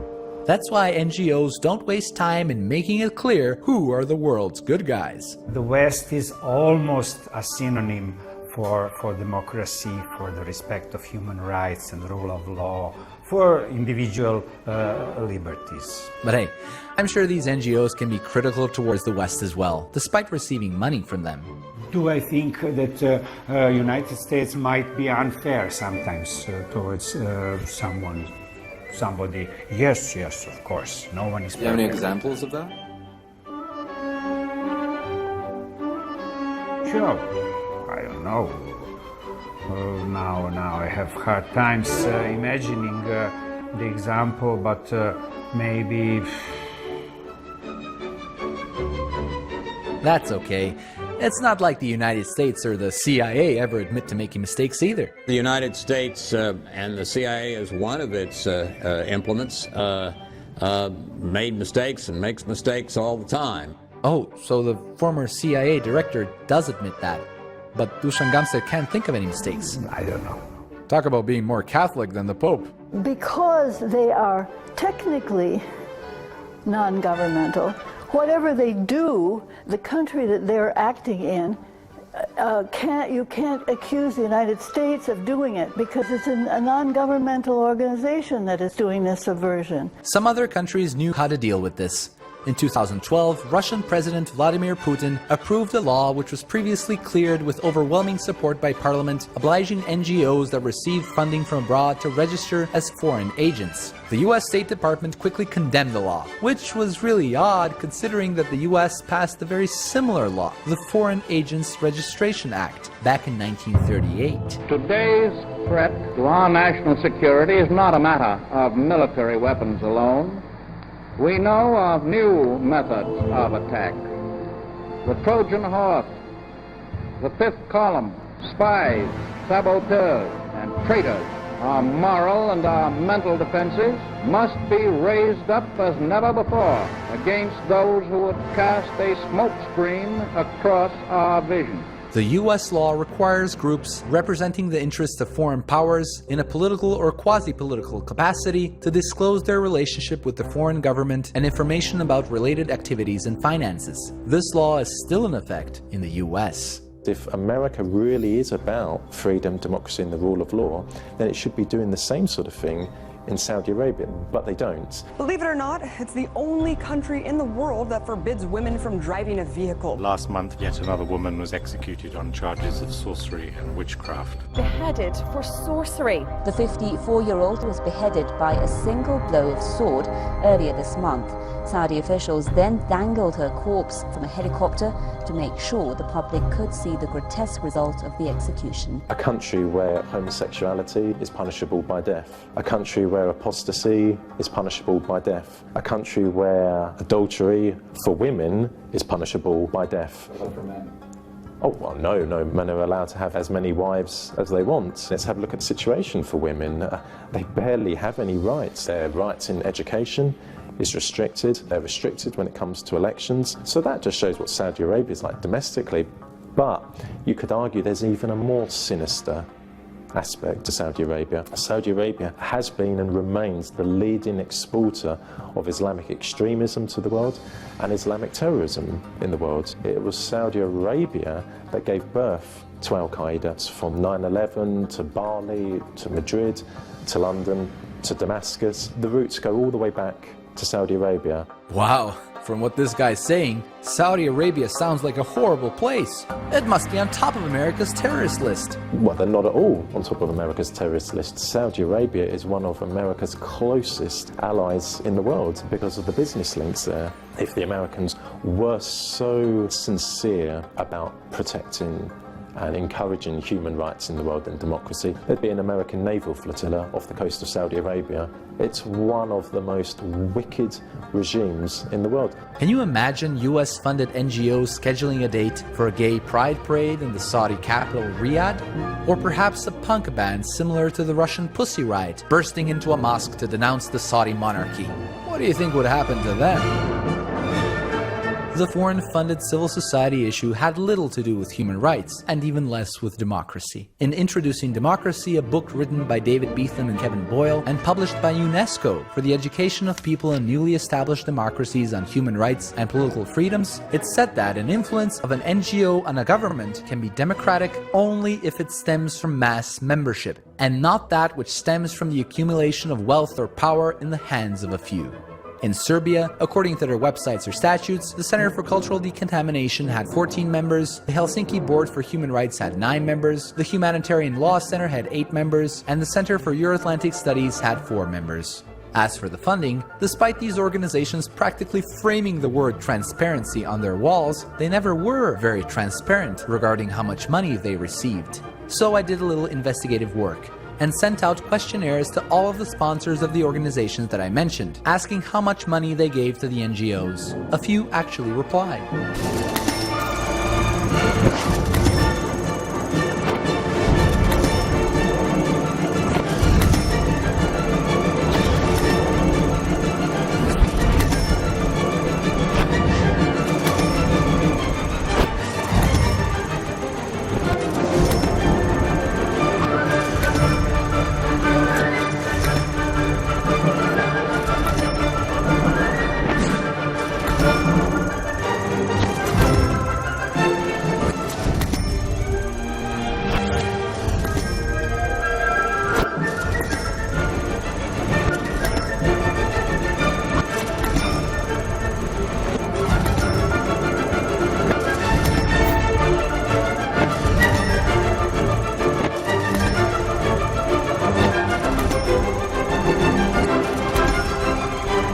This was just the tip of the iceberg.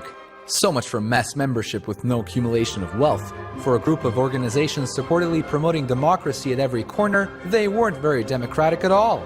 At least by UNESCO standards. Some of the individuals working in these NGOs advocated full acceptance of everything the International Monetary Fund demands, despite the lessons from Greece, Ecuador, and many other countries. I don't think West is enslaving us. I think West is liberating us. International Monetary Fund is liberating us. Accepting the terms of the International Monetary Fund are a step forward for Serbia. The IMF serves the IMF, it doesn't serve any country. The IMF comes in like a vulture. It puts Serbia deeper into debt. That's what it'll do. So the people will be working for the international financial bankers. Though compliant in the beginning, the first post-Milosevic Prime Minister of Serbia, Zoran Đinđić, eventually started realizing what the IMF, together with Mlađan Dinkić and a few other so-called experts, were doing to his country. In the last months of his life, Zoran Đinđić even attempted to sack Mlađan Dinkić from the position of governor of the Serbian National Bank, and Đinđić set up a plan to start returning Serbia's loans in 2006. 2006. godine ćemo početi da vraćamo dugove. This shocked many in international financial institutions and Western corridors of power. Sadly, Đinđić's plan was cut short. Zoran Đinđić was assassinated in March of 2003, and though a Serbian court convicted former paramilitary leader Milorad Ulemek Legija for the murder, the political background behind the assassination was never revealed. The next chosen prime minister, Vojislav Koštunica, continued Serbia's path towards integrations with the West, but he too at one point began to think that he could reduce Serbia's debt and get away with it. In 2007, at one point, Serbia was in the process of lowering its level of debt. By next year, Koštunica was gone. He wasn't assassinated, but his political career was, thanks to an unprecedented political and media campaign against him. Interestingly enough, many in Serbia who admire Zoran Đinđić today mostly do so because of his motivating speeches, which were frankly very impressive. In them, Đinđić advocated a change of mentality, telling Serbs that they all had to work together and creating a better society. But they knew little about his bitterness regarding Western plans for Serbia in the last days of his life. In his very last interview, Đinđić talked about the West as he rarely did before. This interview was almost completely ignored in every documentary about the life and work of Zoran Đinđić. 2 godine nakon 5. oktobra stvorili su određeni kredibilitet naše vlade i došao je trenutak da sa tim kredibilitetom koji smo stekli i u koji niko ne može da sumnja, postavimo i neka teška pitanja. Jer ako naš međunarodni ugled treba da se zasniva na tome da mi pričutkujemo svoj nacionalni interes, onda nam taj ugled baš i ne treba mnogo. Jer nema šanse danas da vi nekoga prisilite da radi nešto što je protiv njegovog interesa. To vreme je prošlo. Ne možete ni jedno dete više da prisiljavate da radi nešto što neće, a pogotovo neku zemlju. I drugo, nama u Beogradu dati pravo da i o svojim interesima govorimo na jedan i odlučan, otvoren, ali i efikasan način.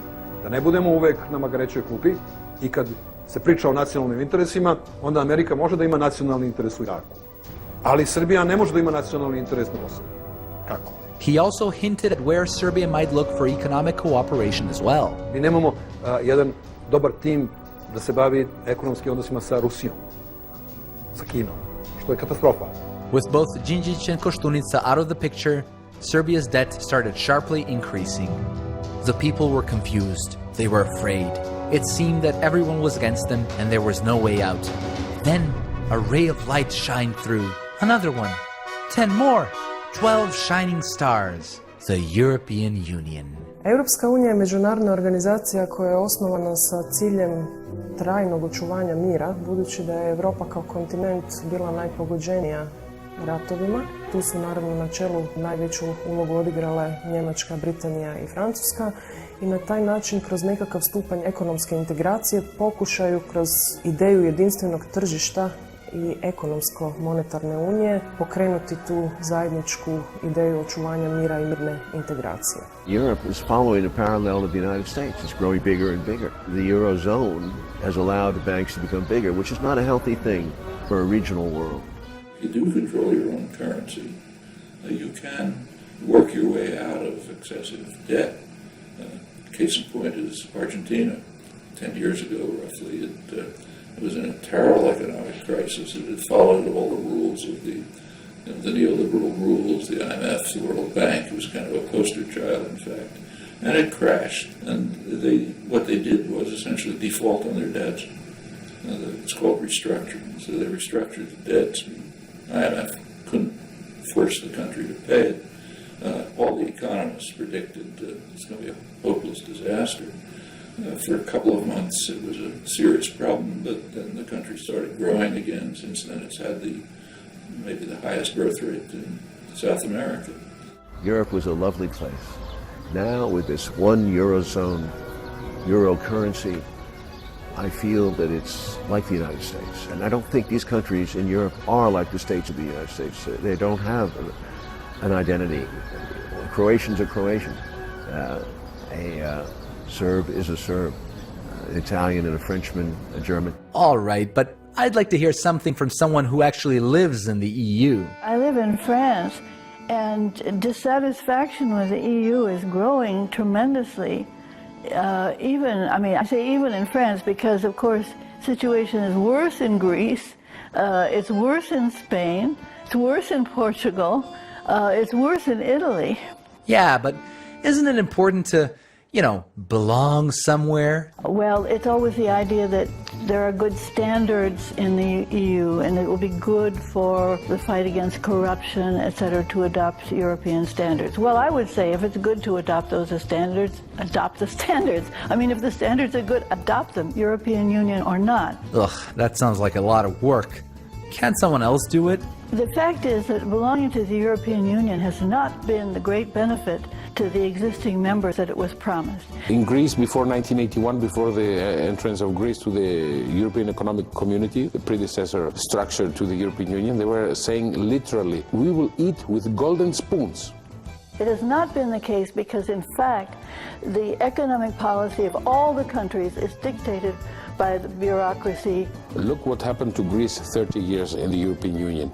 And not only this phase now with the economic crisis. We have no productive basis, no agricultural sector, we are importing everything, and the tourism which we have are not leaving really wealth to the people. This is tour operators, this is money which goes again out of the country. Boy, this guy makes the EU sound like a Greek tragedy. Maybe the EU just doesn't like Greeks. What about the Croats? They recently joined the EU and love it. Vjerujem da Evropska unija nudi više mogućnosti I više standarde I socijalne politike I gospodarstva, pa rekao bih I osobnog standarda svakog pojedinca. See? The Croatian president adores the EU. And that's because joining the EU made Croatia better. I'm sure the intellectuals agree. Kako smo potpuno rasprodana zemlja, dijelom oteta, dijelom svojevoljno prodata u dužničko ropstvo, mi nemamo vlastitoga materijalnog identiteta ni kulturnog, čak se naše zemljište prodaje. No, don't say that. Let's talk about how great the EU is. Prodali smo sve tvornice, sve banke su u stranom vlasništvu, jedna ima samo još koja se održava nekom silom. Oh, come on, you don't need factories and banks. Being in the EU is still better than being out. Mi smo pojeli vlastitu supstancu, pojeli, rasprodali, rastračali, rasprčkali, ostali bez ičega I kao takvi srljamo u bespuća povijesne zbiljnosti, kako bi rekao nas pokojni Franjo. Now that's enough. I'm not going to hear another word against what Croatia has done to enter the EU or the EU itself.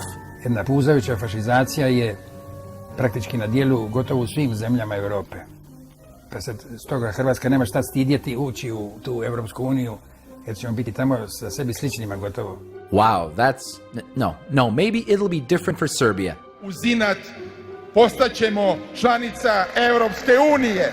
Vama uzinat! No matter how much the Serbian government bows down to everything that the Europeans ask, they are still treated like they're doing something wrong. No, you can't really mean that.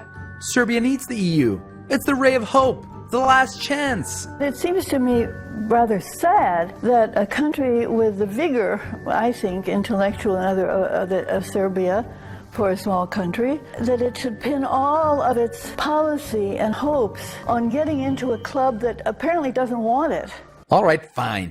At least Serbia got a lot of foreign investments, right? Kao što smo doveli Fiat u Kragujevac, južnokorejsku Juru u Raču I Niš, Falke u Leskovac, Golden Lady u Loznicu, Panasonic je sada u Srbiji I evo sada Johnson Electric je došao, ja sam taj ugovor bio suštinski potpisao I Bosch I još 200 kompanija su izgradile fabrike širom Srbije, ali to nije dovoljno. And a small town in the south of the country was about to get a lesson in just how great foreign investments can be. Vranje had a well-developed shoe production company. Founded back in 1958, it started producing top-notch shoes which quickly made it the leader in women's and sports shoes in Serbia, Yugoslavia, and the Balkans. The people were proud of their shoe company, and it was called Koštana, named after the title of a book written by Boris Stanković, a famous Serbian writer born in Vranje. At its height, the company employed 4,000 workers and had production facilities in several municipalities around Vranje. Unlike Sever in my hometown of Subotica, Koštana didn't survive the UN-imposed sanctions in the 1990s, it simply crashed. While some workers were old enough for retirement, many people who still could and wanted to make shoes couldn't find a job. Then a ray of hope appeared. In the 2000s, Serbian enterprising professionals in 8 factories revived shoe production in and around Vranje. The Sanj company was the largest of them, employing 552 workers, while another 68 businesses were involved in manufacturing leather products and shoes, thus employing most of the skilled workers who were left without a job when Koštana collapsed. Some companies received help from SIEPA, the Serbian Investment and Export Promotion Agency. The companies produced shoes for such European fashion brands as Nero Giardini and Moschino of Italy, as well as Louis Vuitton of France. The locals in Vranje showed that they could do good business and employ a lot of people without foreign management or investment. Bez obzira što smo koristili usluge kooperanata, mi smo i pored toga širili svoju proizvodnju i ujedno sa kooperantima u gradu sarađivali i oni su se pored nas paralelno širili. Što je jako bitno da se kaže. But then, Mlađan Dinkić had a brilliant idea. Mlađan Dinkić, ministar financija i privrede, i Mario Moretti Polegato, predsjednik kompanije Geox, potpisali su ugovor o dodeli sredstava za direktne investicije, kojim će biti omogućeno otvaranje novih radnih mesta. In a situation where the biggest local shoe companies had formed a cluster called Koštana, slowly reviving the glory days of the old company, here was Dinkić, bringing in a foreign company, the Italian Geox, to compete with local companies. Fair enough, one might say. Some healthy competition couldn't hurt. The problem was that unlike the local companies, which received around $2,800 per worker from SIEPA, Geox received over $12,400 per worker from SIEPA. Onda je to jednostavno tržište na koje vi nemate fair igru. This allowed Geox to snatch up many workers from the local companies which were doing good business, and with them snatched up the profits as well and took them to Italy. Došlo je do odliva radnika, jer mi ne možemo da konkurišemo nekome ko ima posticaja 5 puta više od nas, koji dobije besplatno kompletno građevinsko zemljište, kompletne priključke za struju, za vodu. I lično smatram da je prioritet bio neka vrsta slikanja medijske propagande, dovođenja investitora, a ne šta će sama ta investicija da donese u globalu. The local shoe companies were no match for Geox, and their dream of reviving the pride that was once Koštana was fading away. The biggest foreign investment in Serbia is usually considered to be the acquisition of the Zastava car factory by Fiat. This is considered by many to be Dinkić's greatest success. However, despite the export of 117,000 vehicles worth around $2 billion, the local Fiat factory in the Serbian town of Kragujevac made just over $13 million in 2013. Since Serbia owns 33% of the factory, a little over $4 million belonged to Serbia. Considering the fact that Serbia invested $540 million into the factory, at this pace, it would take about 120 years to get back what was invested. The job is set so that everything is produced in Italy through Fiat's cooperators, while only the assembling is done in Serbia. If Serbia spends the money so that the profit goes to Italy, wouldn't it be more logical for Serbia to spend the money so that the profit stays in Serbia? What the example of Vranje showed was that locally grown industry could make it in the world market if properly stimulated. As the local companies were being foiled by their own government, unemployment started growing again. And for those who were too young to retire but too old to find a new kind of job, it seemed that there was only one solution for their problems. Ama imamo znači stečajca što se obesil, što ne možeš da se spravi upravo zbog tu siromaštiju. Ne znaš kako dalje I od kaj da stvori za familijan ili nekoj dinar za prehranu. This is Ljiljana Georgievska from UNIT, an organization that dealt with workers who lost their jobs because their companies went bankrupt following Macedonia's mismanaged Macedonia, a former Yugoslav republic, unlike their counterparts in Slovenia, Croatia, Bosnia, Serbia, and Montenegro, didn't experience wars or sanctions in the 1990s. The only armed conflict it experienced was in 2001, when Albanian separatists attempted a repeat of the Kosovo scenario. The Macedonians reacted, NATO stopped the Macedonian offensive, and a ceasefire was agreed upon, with Albanians getting many privileges but not allowed to secede. Dozens were killed in the conflicts, and it didn't affect the economy much. Oh, and the country had a very, very low suicide rate. And yet, more and more people were killing themselves in various ways. Na najstrašnije moguće su obesenje, su vrlanje znači od prozori, Čak što više vo Bitola ima smo, kade što sinot zima pištol na sin policajac i se utepuva. Ima smo samozapaluvanje, znači na stečajectvo štip, tako što je to mnogo tragično i mnogo teško i ja s koga god zboruvam, za tije takve rabote ne možem da sentimentalno ne reagiram. Па Македонија во текот на транзицијата се очекуваше пазарот на труд да се унапреди, да се отворат поголем број на работни места, всушност да поголем број на граѓани го остварат правото на вработување. Тоа не се случи, апсолутно. Најголем дел од граѓаните остана без вработување. Здравствената реформа или приватизацијата на здравствената реформа исто така остави одреден број на граѓани надвор од системот на здравствена заштита, всушност оние кои што се најсиромашни и немаат здравствена заштита, така да состојбата генерално социјалната слика на Македонија е лоша. Ама немамо демократија. Немаме институција која работи за граѓани. Ако денеска ние имаме релативна сиромаштија од 30,4% и имаме податоци за 2011 година, 2012 и 2013 година Македонија не објавува податоци за сиромаштијата, зошто и како ние може само да претпоставиме. Сега истата таа релативна сиромаштија во 98 година била 19%. Значи имаме рапиден раст на сиромаштијата во оваа држава. Сега моје плате не може суд да ми ги исплати, што су ми останали пред 10 година 12 у фирму. А за еден месец може да ми исклучи струја, ако немам, а ја немам од што да го платим. Во 2011 година 37,9 граѓани не можеле да се ги платат сметките за струја, вода и грејење, а 56,9%, скоро 60% од граѓаните ни се гладни во Македонија. Ми ако нас затворе сутра да ме ухапсе, ја ке сам пресреќна, верујте. Па за мене е тамо хотел, А категорија. Ке имам бесплатно јадење, ке имам едну какву такву постелину, нема да имам извршители, нема да имам судови, нема да имам ништо, мирна ке ми е глава тамо у 4 зида и баш ме брига.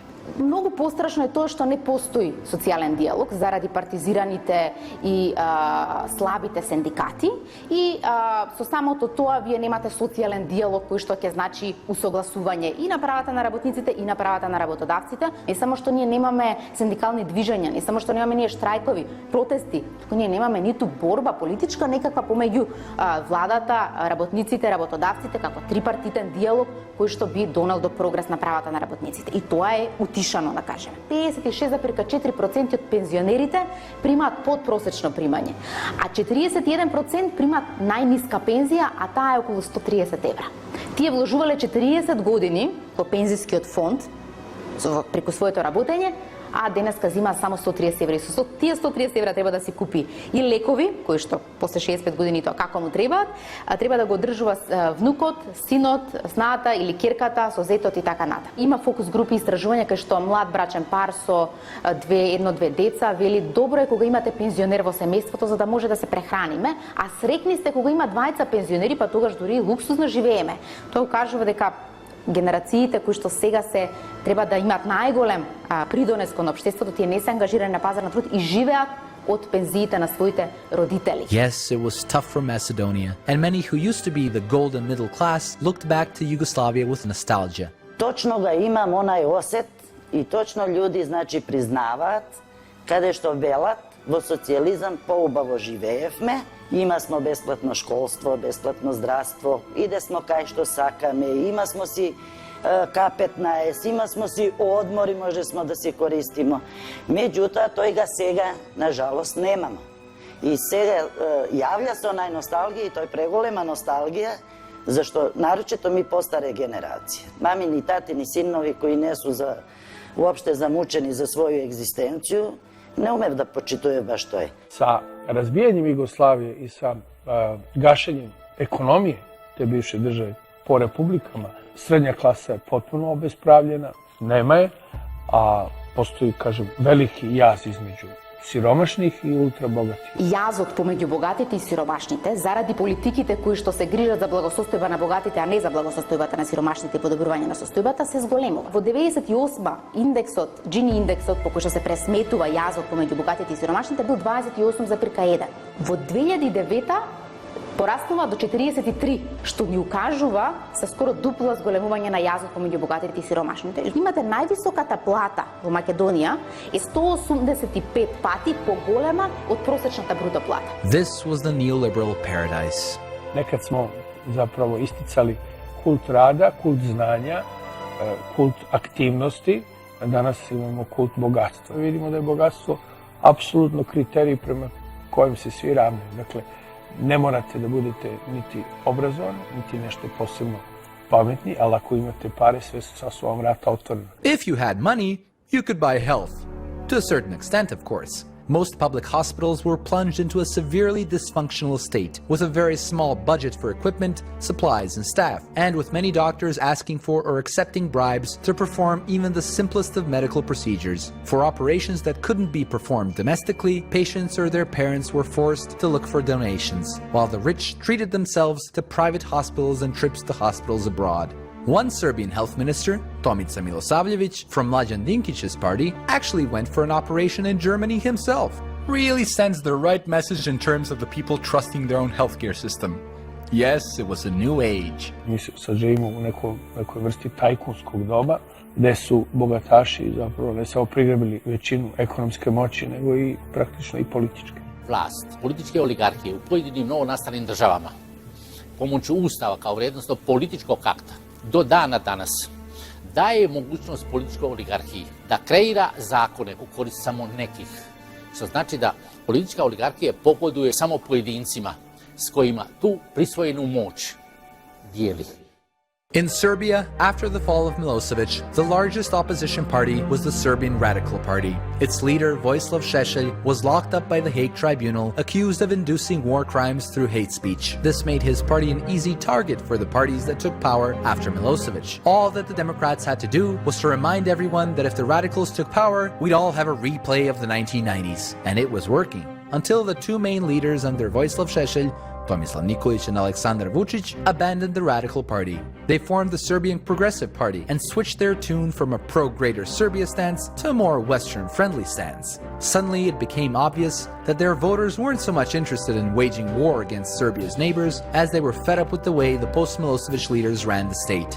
The Progressives won the 2012 elections, forming a ruling coalition with the Socialist Party of Serbia, the party Milosevic had founded. It was revenge for October 5th, 2000. But did anything essentially change?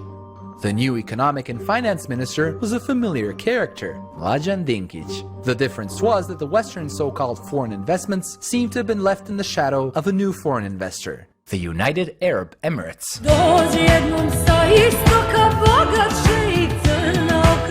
100 miliona evra će investirati.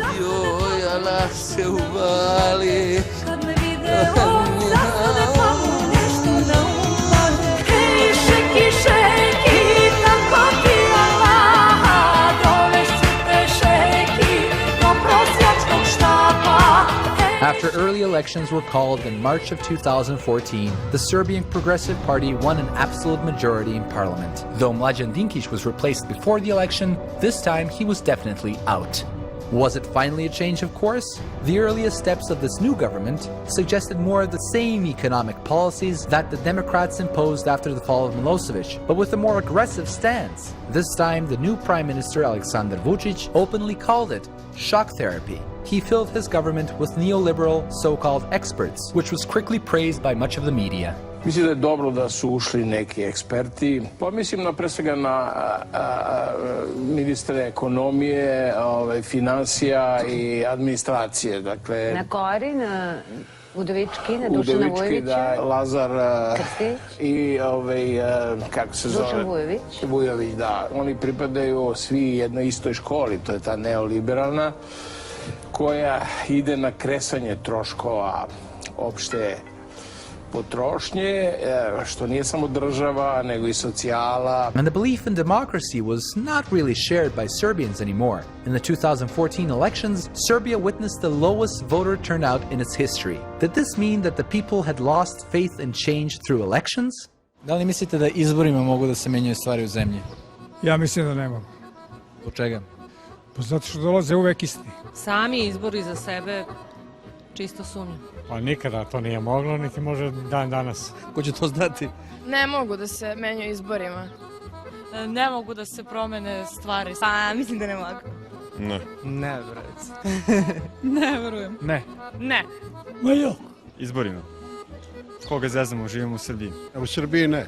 U Srbiji si išla kurta, došla murta. To u stvari iluzija da mase misle da se nešto pitaju, da o nečemu odlučuju. Da li se nešto realno promeni? Ne. Mislim da promene moraju da počnu od nas samih, a ne izborima. Hvala. Well, is there a reason to vote? My own view is, yeah, there's a reason to vote, minor reason.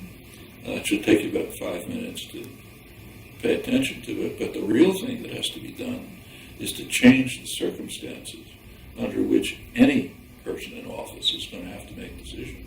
Nijedna vlast nije prošla na izborima, a da je deklarirala, da je kazala da će vladati na dug i da će rasprodavati imovinu. Nego tek kad je došla na vlast, onda je to činila. Što znači da se nijedan od ovih naroda u novonastalim državama nije mogao ni suprotstaviti toj političkoj oligarhiji, jer nije znala te teške i grozne i ružne namjere prema svom narodu. Građani Srbije sve su manje zainteresovani za politički sistem u kome žive. Samo trećina misli da je demokratija idealan sistem, ostali su uvereni da je propast Srbije počela 5. oktobra. Protesti, danonoćne šetnje i borba za demokratijom nisu nam doneli ono što smo očekivali, ne živimo bolje. Polovina ispitanih građana smatra i da postoje i drugi sistemi koji bi mogli da odgovaraju Srbiji. Ubedljiva većina smatra da se najbolje živelo u doba socijalizma, odnosno u vreme Tita. 10% zlatno dobra ocenjuje kao period od 2000-te, malo manje njih smatra da se najbolje živelo 90-ih, a samo 4% ispitanih da se najbolje živi od 2012. godine. To many, there seemed to be no light at the end of the tunnel. As a matter of fact, the light was closer than they thought. U.S. domination of world economic affairs was a reality after the end of the Cold War. But something different happened in 2010. The G20 held a summit in the South Korean capital of Seoul. U.S. presidents had little trouble enforcing their will on others regarding how the world economy should function in the past. But this time, Barack Obama got the cold shoulder. A new agreement was made, the Seoul Development Consensus, which had done away with many aspects of neoliberalism and allowed a larger role for state intervention.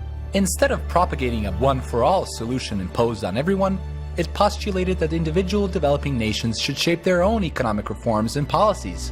The Washington Consensus was officially dead. A multipolar world was rising again, with a group called BRICS, an association of the emerging national economies of Brazil, Russia, India, China, and South Africa, challenging the West. Well, all those countries are obviously countries that at this moment seem to be having a very prosperous future in this changing economic circumstances, and reaching out to them and trying to establish close cooperation with these countries is in every nation's interest, including Serbia's. But what the mainstream media have done was to condition many people in Serbia to hop when they, for example, hear the word Russia and dismissively repeat how the Russians supported Serbia only because of Russia's own interests. I had many discussions in this regard when a lot of people were telling me, well, but Russia was supporting you because of their own interest, And I said, yes, maybe this is the case. People tend to support other people for the sake of their own interests. But unlike Russia, others were attacking us because of their interest, whilst Russia was supporting us because of their interest. And in that case, I'd rather have someone supporting us for the sake of their own interest than attacking us. And I think it's logical. Logical indeed. However, the big Western corporations and neoliberal elites weren't ready to give up without a fight.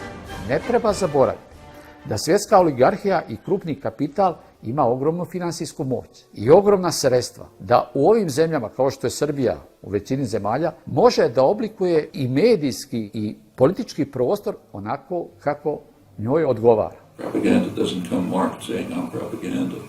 You have to figure out what is. And in fact, anything that's coming from official sources is very likely to be designed to influence or control minds. And anything that comes from elite circles more or less reflects official doctrine. Awareness comes through education. Change comes through action. But to change things for the better, you need that first step. Many would think that this is impossible, that the Western powers simply wouldn't allow it. But a revolution against neoliberalism happened recently in Europe. The mainstream media just didn't tell you much about it.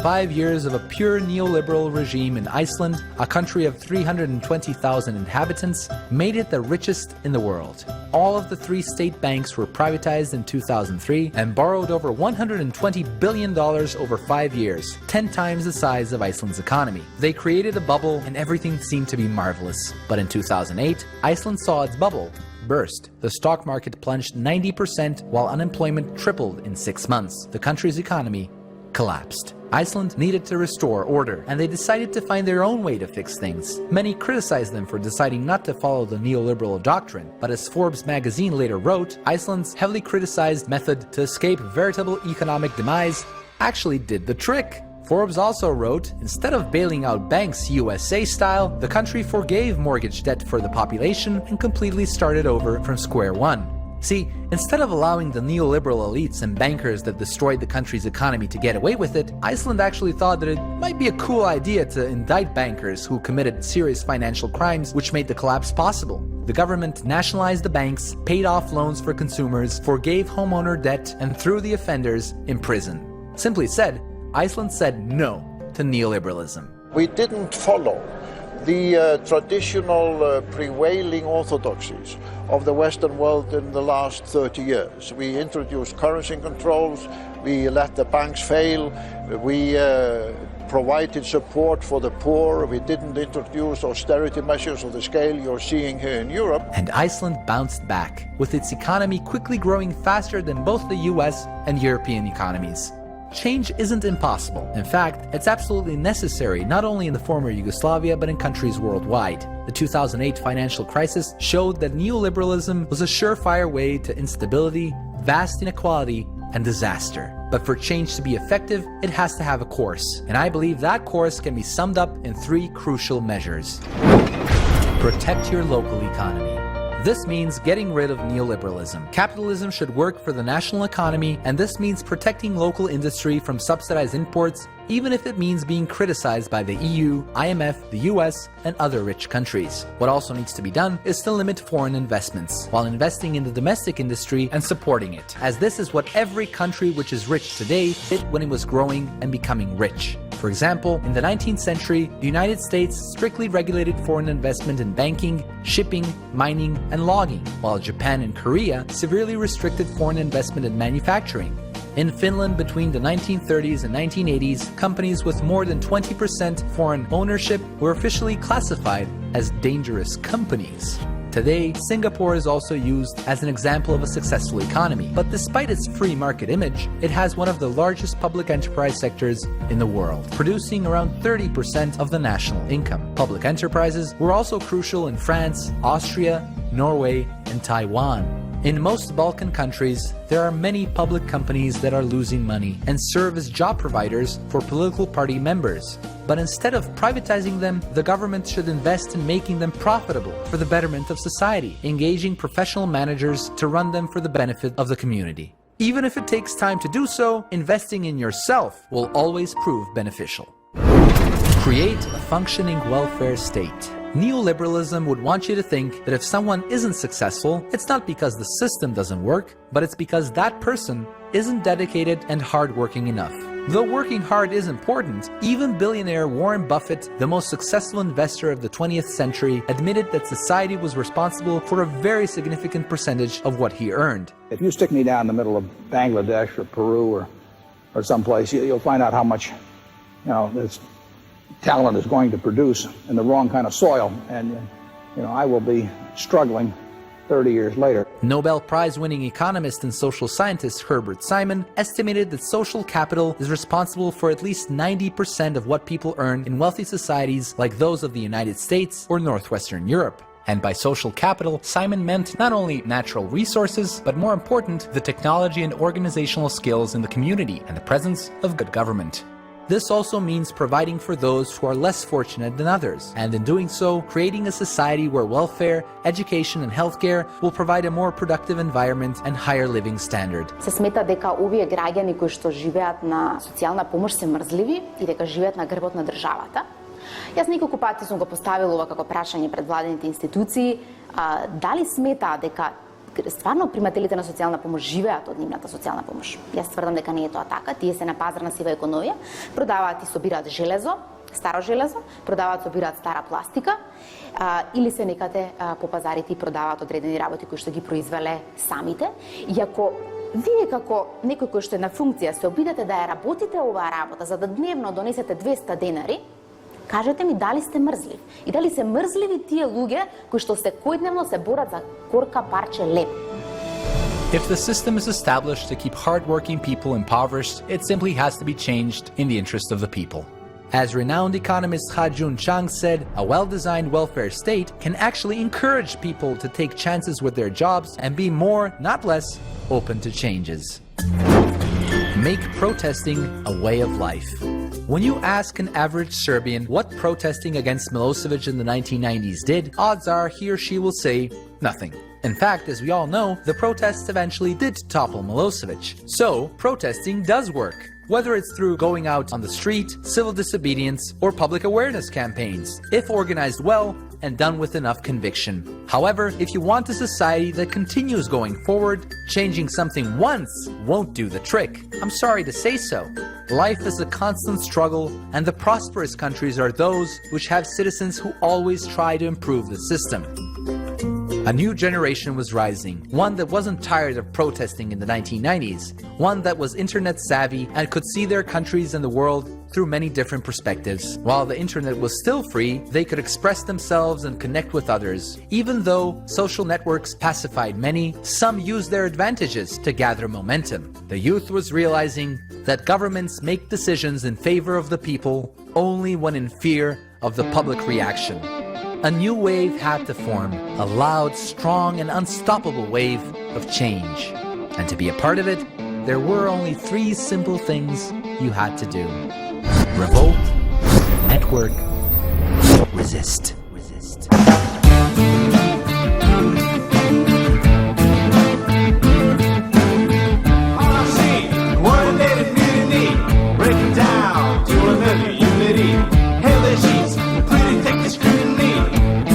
Well, who are you to think?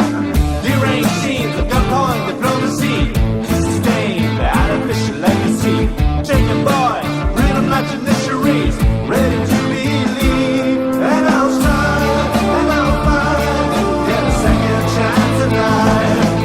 And I'll free myself and the thoughts in my own mind.